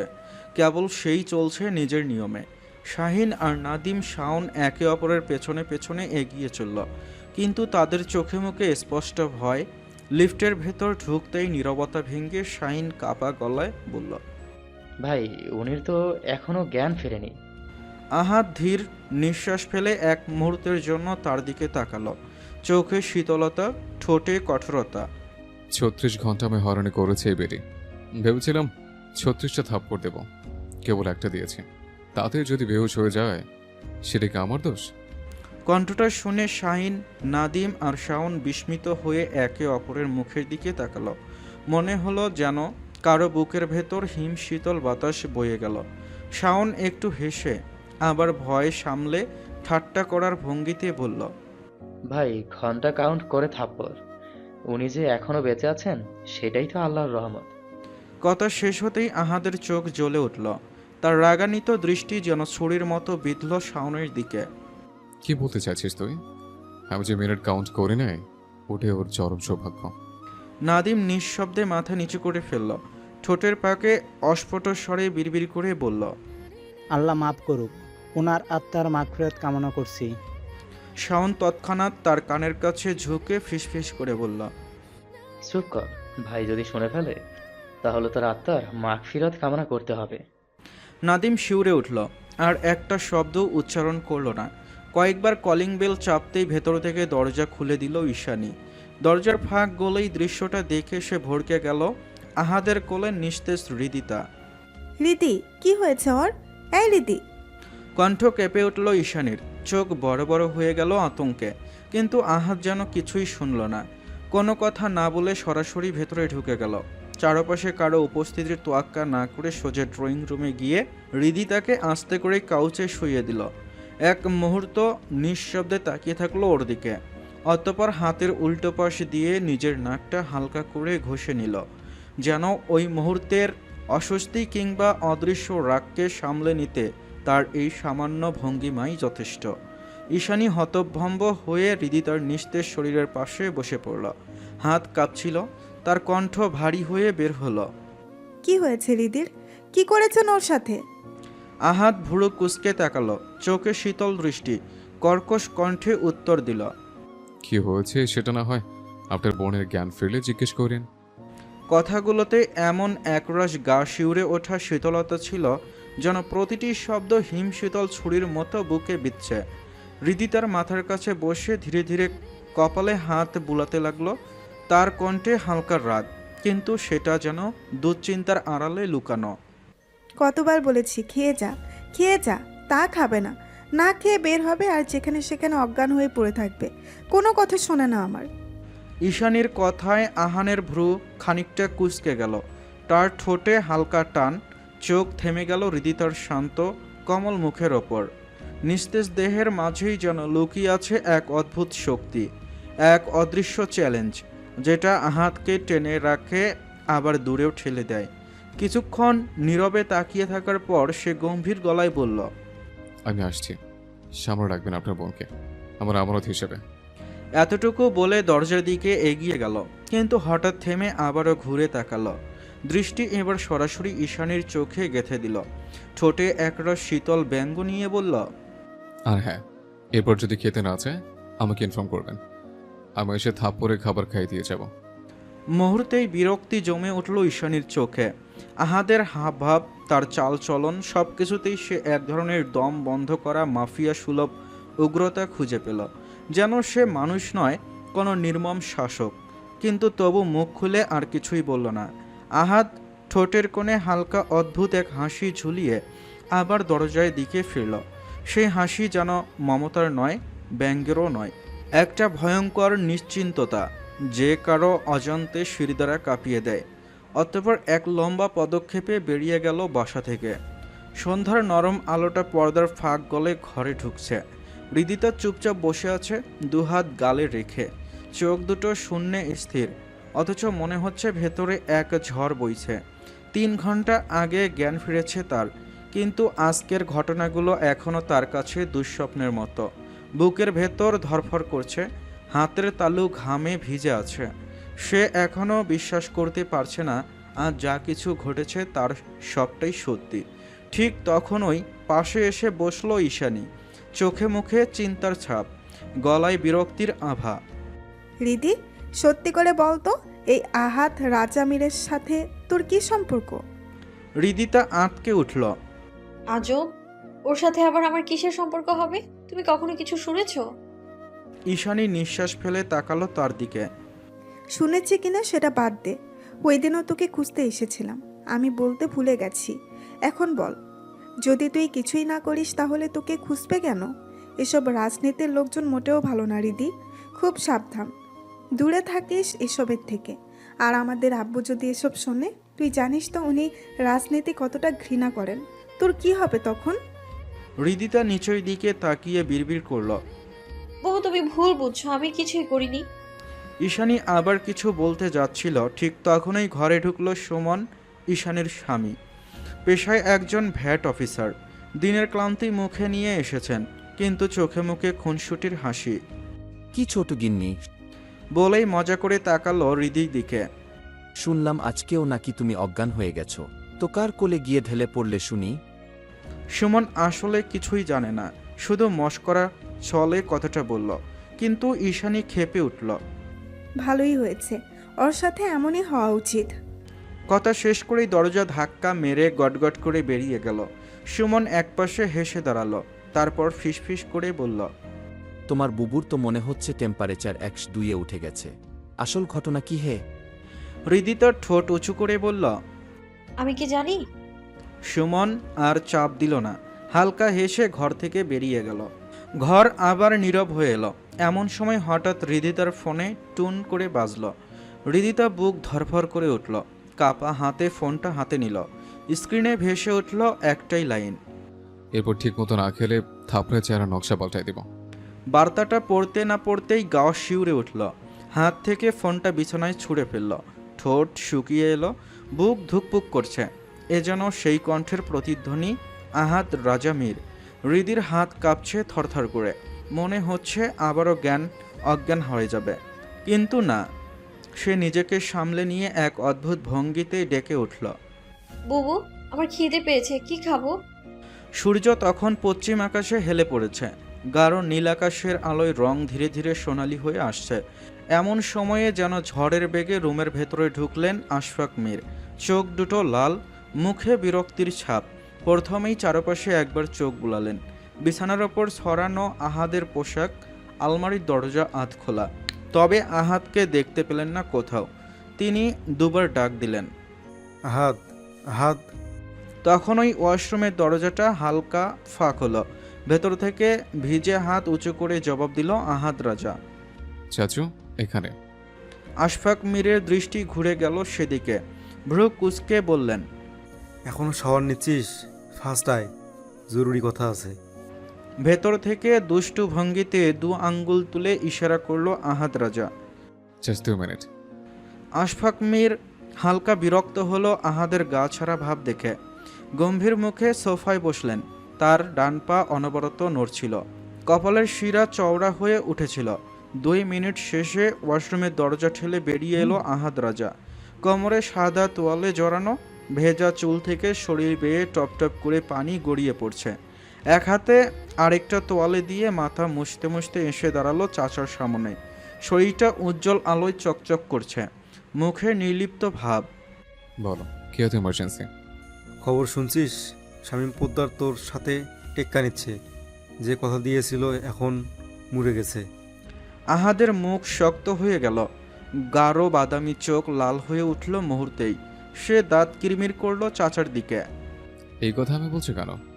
কথার বরখালাপি করলে কি করতে হবে? সেটা কি তোমাকে নতুন করে ট্রেনিং দিতে হবে? আশফাক মীর উঠে দাঁড়িয়ে জবাব দিলেন। পুরো কথা তো শুনিসই নাই এখনো।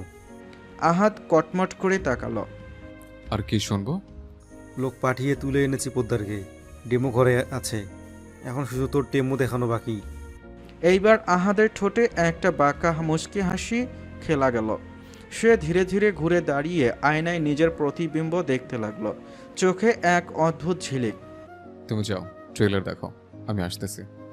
আশফাক মীর মাথা নেড়ে ভারী পদক্ষেপে বেরিয়ে গেলেন। প্রধান দরজা পেরোতেই সামনে থেকে আসতে থাকা একটা মেয়ের সাথে প্রায় ধাক্কা খেয়ে গেল। তবে মুখোমুখি সংঘর্ষ হওয়া থেকে নিজেকে বাঁচালেন। মেয়েটা একেবারেই অচেনা, দেখতে ভীষণ মিষ্টি, বয়স 19-20-এর বেশি হবে না। মেরুন রঙের চুড়িদার পরা, মুখ ভরা একরাশ মাধুর্য। তবে আচমকা তাকে দেখে ভরকে গেল। কাঁধের ব্যাগটা শক্ত করে চেপে ধরল 2 হাতে। আশফাক মীর কর্কশ গলায় জিজ্ঞেস করলেন, এই মেয়ে কে? তুমি বাসার ভেতর ঢুকলে কি করে? মেয়েটা হকচকিয়ে গেল, নার্ভাস হয়ে নরম কণ্ঠে উত্তর দিল, জি আমি হৃদিতা, আহিয়ার ফ্রেন্ড। আশফাক মীর এক দৃষ্টিতে মেয়েটার দিকে তাকালেন, একটু পরখ করে নিলেন চোখ বুলিয়ে। অতঃপর ভ্রু কুঁচকে গম্ভীর সুরে বললেন, আগে তো দেখিনি কখনো। আচ্ছা যাই হোক, তুমি যেতে পারো। বলেই তিনি সোজা নিজের গন্তব্যের দিকে হাঁটলেন। হৃদিতা পেছনে তাকিয়ে অবাক হয়ে ফিসফিস করল। কি অদ্ভুত আচরণ। তারপর মাথা নেড়ে ধীরে ধীরে ভেতরে ঢুকল। দরজা পেরিয়ে বুক ধরফর করতে করতে সিঁড়ির দিকে পা বাড়াল। প্রতিটা কদমে ভয় কাজ করছিল, যদি আবার কারোর সামনে পড়ে যায় আর সওয়াল জবাব শুরু করে। ঠিক তখনই তার ভয়টা সত্যি হলো। পিছন থেকে একটা গম্ভীর নারী কণ্ঠ ভেসে এলো, এই মেয়ে, কে তুমি? এদিকে এসো। হৃদির বুক কেঁপে উঠল, চোখ পিটপিট করে ধীরে ধীরে ঘুরে তাকালো।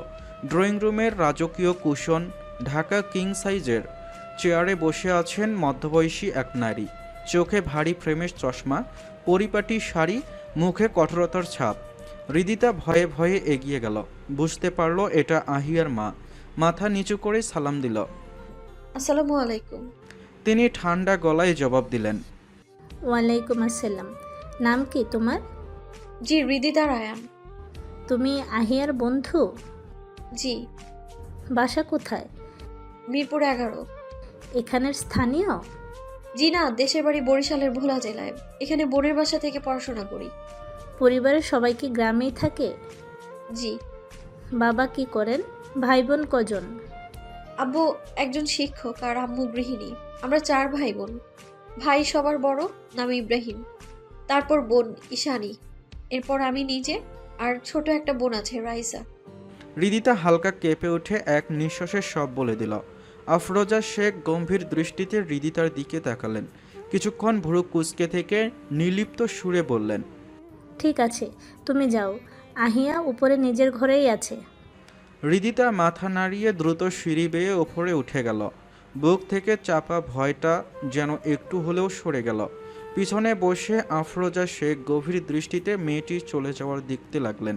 ঠোঁট শক্ত করে কিছু একটা ভাবলেন মনে মনে।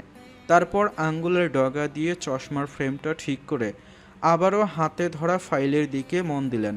হৃদিতার মনে হঠাৎ করে আহিয়ার ওপর অভিমান জেগে উঠছিল।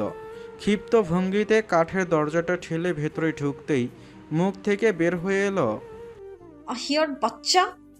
কথাটা শেষ করার আগেই পাথরের মূর্তির মতো জমে দাঁড়িয়ে গেল দরজার সামনে। চোখ বড় বড় হয়ে গেল, নিঃশ্বাস যেন আটকে গেল বুকের ভেতর। তার থেকে মাত্র কয়েক ফুট দূরে দাঁড়িয়ে আছে আহাদ রাজা মীর, অর্ধনগ্ন অবস্থায়, কেবল একখানা কালো ট্রাউজার পরে। ঘরের মৃদু আলোয় চকচক করছে তার কাঁধ, বুক আর অ্যাবস। শক্তপোক্ত শরীরটা যেন জীবন্ত ভাস্কর্যের মতো দাঁড়িয়ে আছে সামনে। হৃদিতার গলা শুকিয়ে এলো, নিজের অজান্তেই ঘাড় একটু কাত হয়ে গেল, ওষ্ঠজোড়া ফাঁক হয়ে দৃষ্টি আটকে গেল আহাদের শরীরে।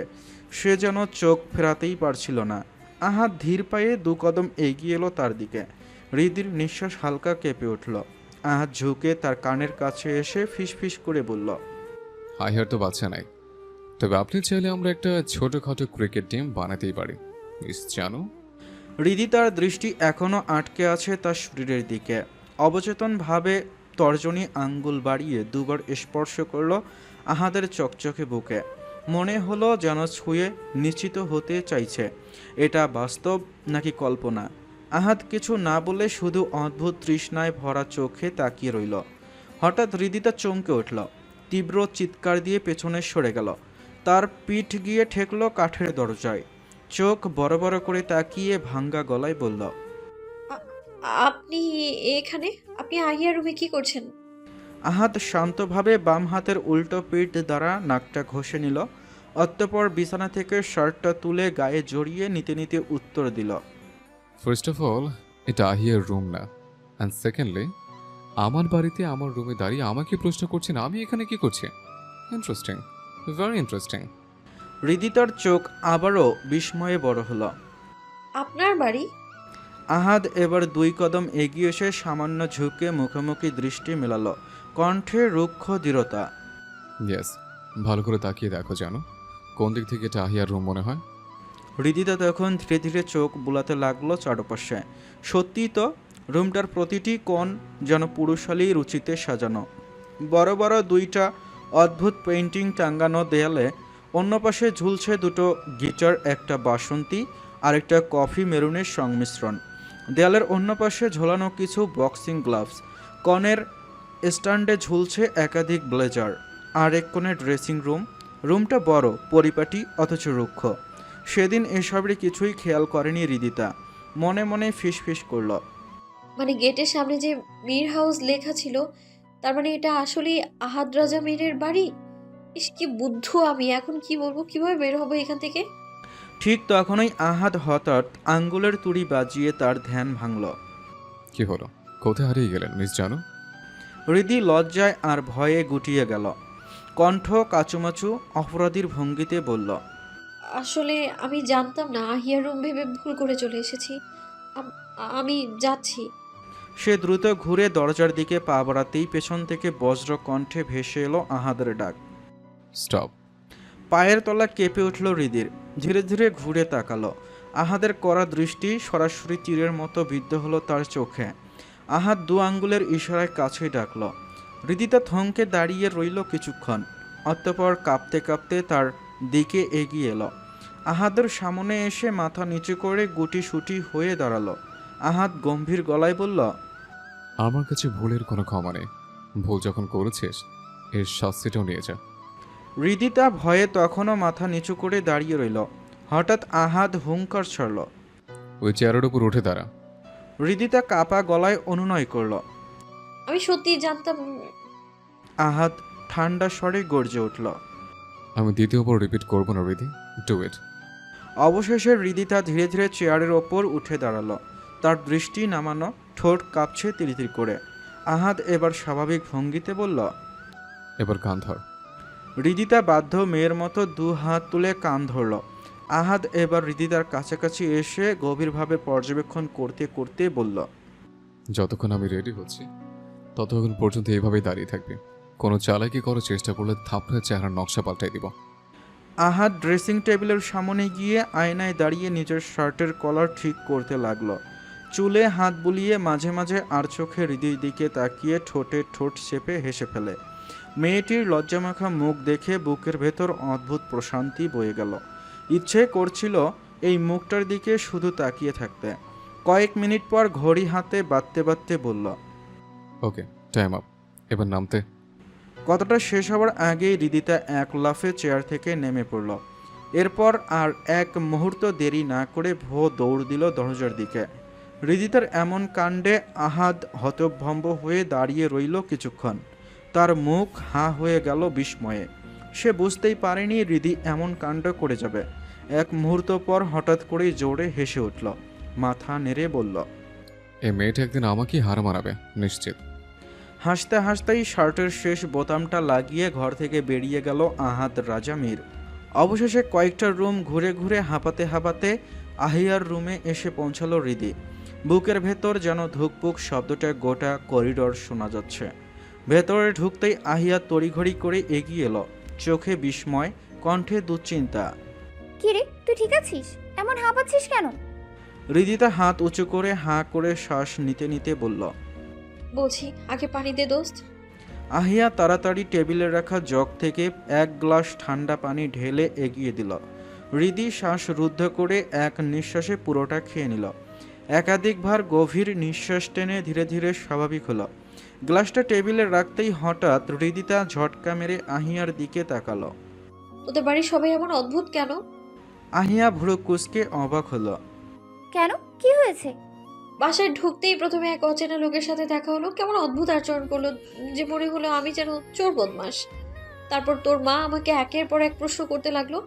এক মুহূর্তের জন্য সত্যি মনে হলো আমি যেন কোনো আসামি কাঠগড়ায় দাঁড়িয়ে আছি, আর তোর মা কোর্টে বসা অ্যাডভোকেট হয়ে আমায় জেরা করেছে। আহিয়া ফিস ফিস করে হেসে ফেলল। ঠিকই মনে হয়েছে তোর।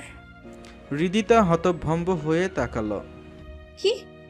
হ্যাঁ, আমার আম্মু একজন অ্যাডভোকেট আফরোজা শেখ, দেশের নামকরা ক্রিমিনাল লয়ার। হৃদিতা চমকে উঠল, মুখ হাঁ হয়ে গেল। আরে বাপরে, আর কি কি বাকি আছে বলতো? তোর বাবা স্বরাষ্ট্রমন্ত্রী, তোর ভাই আহাদ রাজা মীর, আর কিছু বাকি আছে নাকি আহি? এভাবে কেন বলছিস? আর কিভাবে বলবো? তুই স্বরাষ্ট্রমন্ত্রী মেয়ে, অথচ এই কয় মাসে আমরা একটুও কাজ করতে পারলাম না। আহিয়া নিচু গলায় বলল, কারণ সবাই বাবা আর ভাইয়ের ভয় দূরেই সরে যায় আমার থেকে। ভয় কেউ আমার সাথে মিশতেই চায় না, তাই তোদেরকে কখনো বলিনি। ভয় ছিল যদি তোরাও দূরে সরে যাস। হৃদিতা একটু থমকে গেল, তার ঠোঁটে মৃদু হাসি ফুটল। সে আহিয়ার দুই হাত শক্ত করে চেপে ধরল। পাগল তুই! কে কি করলো, কে কি বললো, তোর পরিবার কেমন, আমার পরিবার কেমন, তাতে আমাদের কি যায় আসে? আমরা ফ্রেন্ড হয়েছি মানে এই বন্ধুত্ব থাকবে মৃত্যুর আগ পর্যন্ত। কথাটা শুনে আহিয়ার চোখে পানি টলমল করে উঠল। আবেগে সে হৃদিতাকে জড়িয়ে ধরল। হৃদিতাও আলতোভাবে ওকে সান্ত্বনা দিল। এই প্রথমবার তাদের বন্ধুত্বের ভেতরে থাকা উচ্চবিত্ত মধ্যবিত্ত দেওয়ালটা ভেঙে গেল। মুহূর্তে যেন সেই বরফ গলতে শুরু করলো। নিজেদের সামলে নিয়ে তারা বিছানায় বসল। কিছুক্ষণ চুপচাপ থাকার পর আহিয়া বলল, আচ্ছা, তুই ভাইয়াকে কিভাবে চিনলি? প্রশ্ন শুনে হৃদিতা কাচুমাচু করে কণ্ঠ নামিয়ে বলল, সেদিন তোর ভাইয়ের রুমে আমরা গ্রুপ স্টাডি করছিলাম না, আমি তো জানতাম না, আমি ভুলে তোর রুম ভেবে ওখানে ঢুকে পড়েছিলাম। সিরিয়াসলি? ভাই কিছু বলেনি তোকে? হৃদি ঠোঁট কামড়ে দাঁত বের করে হেসে ফেলল। কি বলবে, তোর ভাইয়ার কি সেই সাহস আছে হৃদিতা রায়ানকে কিছু বলার? আহিয়া হালকা থেমে গেল, কিছু একটা ভেবে চুপ হয়ে গেল। হৃদিতা হাত নেড়ে তার চিন্তা ভাবনা হাংল। আচ্ছা বাদ দে এসব, আগে নোটসগুলো দে, সন্ধ্যার আগে আবার বাসায় ফিরতে হবে তো। আহিয়া বই খাতা ঘাঁটতে লাগলো, এক হাতে কাগজপত্র বের করতে করতে বলল, তুই এই 2 দিন ভার্সিটিতে যাসনি কেন? আমি তো মেসেজ দিয়েছিলাম, রিপ্লাই করলি না, কাহিনী কি? হৃদিতা দৃষ্টি সরিয়ে নিল, ঠোঁট চেপে আসতে বলল, কাহিনী কিছুই না, শরীর ভালো ছিল না। কিন্তু সত্যিটা বলল না। কিভাবে বলবে? আহাদ রাজার ভয়েই সে টানা 2 দিন ঘর থেকে বের হয়নি, অথচ আজ আবার তার সামনে এসে পড়তে হলো, তাও আবার আহাদের বেডরুমে। মাথা ঝাঁকিয়ে সব চিন্তা ঝেড়ে ফেলল হৃদিতা। সে বিছানায় নোটসগুলো সরিয়ে মনোযোগ দিয়ে দেখতে শুরু করলো। আহিয়া বলল, আমি কফি আনতে যাচ্ছি, তুই থাক। আহিয়া বেরিয়ে যেতে হৃদিতার চোখের সামনে ভেসে উঠল কিছুক্ষণ আগের দৃশ্য। আহাদের অর্ধনগ্ন শরীর, চকচকে বডি, গাঢ় বাদামি চোখের গভীর দৃষ্টি। ভাবতেই তার গাল জোড়া হঠাৎ লালচে বর্ণ ধারণ করলো। বুক ধরফর করছে। ইস, হৃদি কখনো কল্পনাও করেনি তার ক্রাশকে এত কাছ থেকে এভাবে দেখতে পাবে। কলমটা ফেলে দিয়ে দুহাত দিয়ে নিজের মুখটা ঢেকে ফেলল সে। লজ্জা, ভয় আর আবেগে তার বুকের ভেতর এক অজানা ঢেউ খেলে গেল। গ্যারেজের পিছনে তৈরি সেই ছোট্ট 2 কামরার ঘরটাই আসলে ড্যামো ঘর। মীর বংশের কাছে এটা এক অদ্ভুত ভয়ঙ্কর জায়গা। এখানে কখনো রাজনৈতিক আলাপ হয়, কখনো কারো সাথে বনিবনা না হলে তাকে ডেকে এনে দেখানো হয় আহাদ রাজা মীরের ড্যামো। আজ সেই ঘরের মাঝখানে পুরনো লোহার চেয়ারে হাত পা বাঁধা অবস্থায় বসে আছে শামীম পোদ্দার, পুরান ঢাকার নামকরা দালাল। কারওয়ান বাজারের ফুটপাত থেকে শুরু করে পাইকারি সবজির আড়ত পর্যন্ত তার প্রভাব বিস্তার। কিন্তু সমস্যা হলো সে কথা দিয়েও কথা রাখেনি। আহাদের সাথে ডিল হয়েছিল সাধারণ ব্যবসায়ীদের ওপর সে আর জোর খাটাবে না, কিন্তু সুযোগ পেয়ে আবার পুরনো খেলায় ফিরে গেছে। আজ তার সেই ভুলের মাসুল দিতে হবে। আহাদ রাজা মীর ধীর পায়ে এগিয়ে এলো। কালো শার্টের দুটো বোতাম খোলা, হাতার মোচড় গোটানো, চোখে ভয়ঙ্কর দৃষ্টি। সে একটা চেয়ার টেনে আনলো, তার ওপর এক পা তুলে ঝুঁকে এলো শামীম পোদ্দারের মুখের সামনে। কণ্ঠে কর্কশ গর্জন। তোর নাম শামীম পোদ্দার ঠিক আছে, কিন্তু আহাদ রাজার সাথে পোদ্দার দেখানোটা তোর মোটেও ঠিক হয়নি। শামীম পোদ্দারের ঠোঁট কাঁপছে, গলা শুকিয়ে গেছে। সে তোতলাতেই বলল, ভাই এবারের মতো মাফ কইরা দেন। জিন্দেগিতে আর ভুল করুম না। কারওয়ান বাজারে আজ থেইক্কা আমাগো ছাও দেখব না কেউ জি। আহাদের ঠোঁটে হালকা এক বাঁকা হাসি ফুটল। আহাদ রাজা মীরের কাছে ভুলের কোনো ক্ষমা নাই পোদ্দার। তবে তোর কপাল ভালো, আজ আমার মনটা অনেক ফুরফুরে। আমি আজকে মেলা খুশি, তাই তোকে ছোট্ট একটা ডেমো দিয়ে ছেড়ে দেব। এ কথা বলে আহাদ গম্ভীর কণ্ঠে ডাক দিল, শাওন, নাদিম। পাশেই দাঁড়িয়েছিল আশফাক মেয়ের, শাহিন, নাদিম আর শাওন। ডাক শুনে শামীম, নাদিম আর শাওন এগিয়ে এলো। আহাদের হালকা ইশারাতেই তারা শামীম পোদ্দারের বাঁধন খুলে দিল। আহাদ পেছনে হেলান দিয়ে বসলো, চোখ রক্তবর্ণ, শেয়ালের মতো ঝলসে উঠছে। চল, ওই টুরের উপর উঠে তারা। আদেশ শোনার সাথে সাথেই শামীম পোদ্দার ধরফর করে উঠে দাঁড়ালো। হঠাৎ গর্জন করে উঠল আহাদ, 202 বার কান ধরে উঠবস করবে, একটাও যেন কম না হয়। ভাই এতবার করলে আমি মরাই যামু ভাই। আহাদ চোখ বড় বড় করে হুঙ্কার ছাড়ল, শুরু কর, নাহলে 200 থেকে বাড়াই দিব, কুইক। ভয়ে কাঁপতে কাঁপতে শামীম পোদ্দার কান ধরে উঠবস শুরু করলো। 1, 2, 3, ঘাম ঝরতে শুরু করলো কপাল থেকে। কিছুক্ষণের মধ্যেই তার শ্বাসকষ্ট বেড়ে গেল। আহাদ চেয়ারে হেলান দিয়ে বসে হঠাৎই মুখ বাঁকিয়ে বলল, না, মজা পাচ্ছি না। একটা কাজ কর, তোর লুঙ্গিটা খুলে মাথায় তুলে শুরু কর। ঘরে থাকা সবাই মুখ টিপে হাসল। শাওন এগিয়ে এসে তার লুঙ্গি টানতে গেলেই শামীম 2 হাতে শক্ত করে ধরে চিৎকার দিয়ে উঠে বলল, ভাই আমি লুঙ্গির নিচে জাঙ্গিয়া পড়ি নাই ভাই। আচ্ছা, এটা কি করলি? ভাগ্যক্রমে যদি তোর লুঙ্গি দক্ষিণে হাওয়ায় উল্টে যায়, তাহলে তো তোর পক্ষী সোজা বাজারে নিলামে উঠবে। সবাই আবারও হেসে উঠল। শামীম কাঁদো কাঁদো গলায় বলল, ভাই পরের বার আর ভুল করব না ঘি। আহাদ হাত নেড়ে বলল, ঠিক আছে, এখন কন্টিনিউ কর। তাছাড়া তোর পক্ষে নিলামে উঠলেও কেউ কিনতে চাইবে না। কথাটা শুনে হাসিতে ফেটে পড়ল শাহিন, নাদিমরা। শামীম পোদ্দার আবার কান ধরে উঠবস শুরু করলো। একসময় শরীর ক্লান্ত হয়ে পড়ল, তার পা কাঁপছে, শ্বাস ছোট হয়ে আসছে, বুক দিয়ে ঘাম ঝরছে নদীর মতো। অবশেষে 202 বার শেষ করে হুঁশ হারাতে হারাতে মেঝেতে পা ছড়িয়ে বসে পড়ল। আহাদ ঠান্ডা চোখে তাকালো আশফাক মীরের দিকে। চাচু, ওই লুঙ্গি নিয়ে কি যেন একটা গান আছে না? আশফাক মীর গম্ভীর মুখে উত্তর দিলেন, ও লুঙ্গি ড্যান্স। আহাদ রাজা হাততালি দিয়ে উঠল, ইয়েস। নাদিম, মিউজিক চালা, এখন পোদ্দার দিবি লুঙ্গি ডান্স। নাদিম স্পিকারে গান চালালো। ঢোল ঢাকের তালে তালে বাজতে লাগলো সেই বিখ্যাত সুর। আহাদ পায়ের ওপর পা তুলে চেয়ারে হেলান দিয়ে বসল। শাহিন তার পাশে দাঁড়ালো। শাওন, নাদিম সরে গিয়ে এক পাশে জায়গা করে দিল। শামীম পোদ্দার কাপা ক্লান্ত শরীর নিয়ে আবারও দাঁড়ালো। এই হাতে 2 হাতে লুঙ্গির 2 কোণা ধরল, অতঃপর সুরের তালে তালে লজ্জায় ক্লান্তিতে ভয়ে ভয়ে নাচতে শুরু করলো। লুঙ্গি ড্যান্স, লুঙ্গি ড্যান্স, লুঙ্গি ড্যান্স। সবাই একসাথে হেসে উঠল। আহাত রাজা মীর ঠোঁটে ঠান্ডা হাসি টেনে কবিতা আবৃত্তি করল। এই আহাদ রাজা যখন চাকিয়ে দেয় সাজা, লুঙ্গি খুলে নাচতে নাচতে বলে, আহা কি মজা কি মজা। ঘরের দেয়ালে ধ্বনিত হলো আহাদের সেই হাসি, সেই গানের আওয়াজ, আর শামীম পোদ্দারের চোখ থেকে গড়িয়ে পড়ল অপমানের অশ্রু।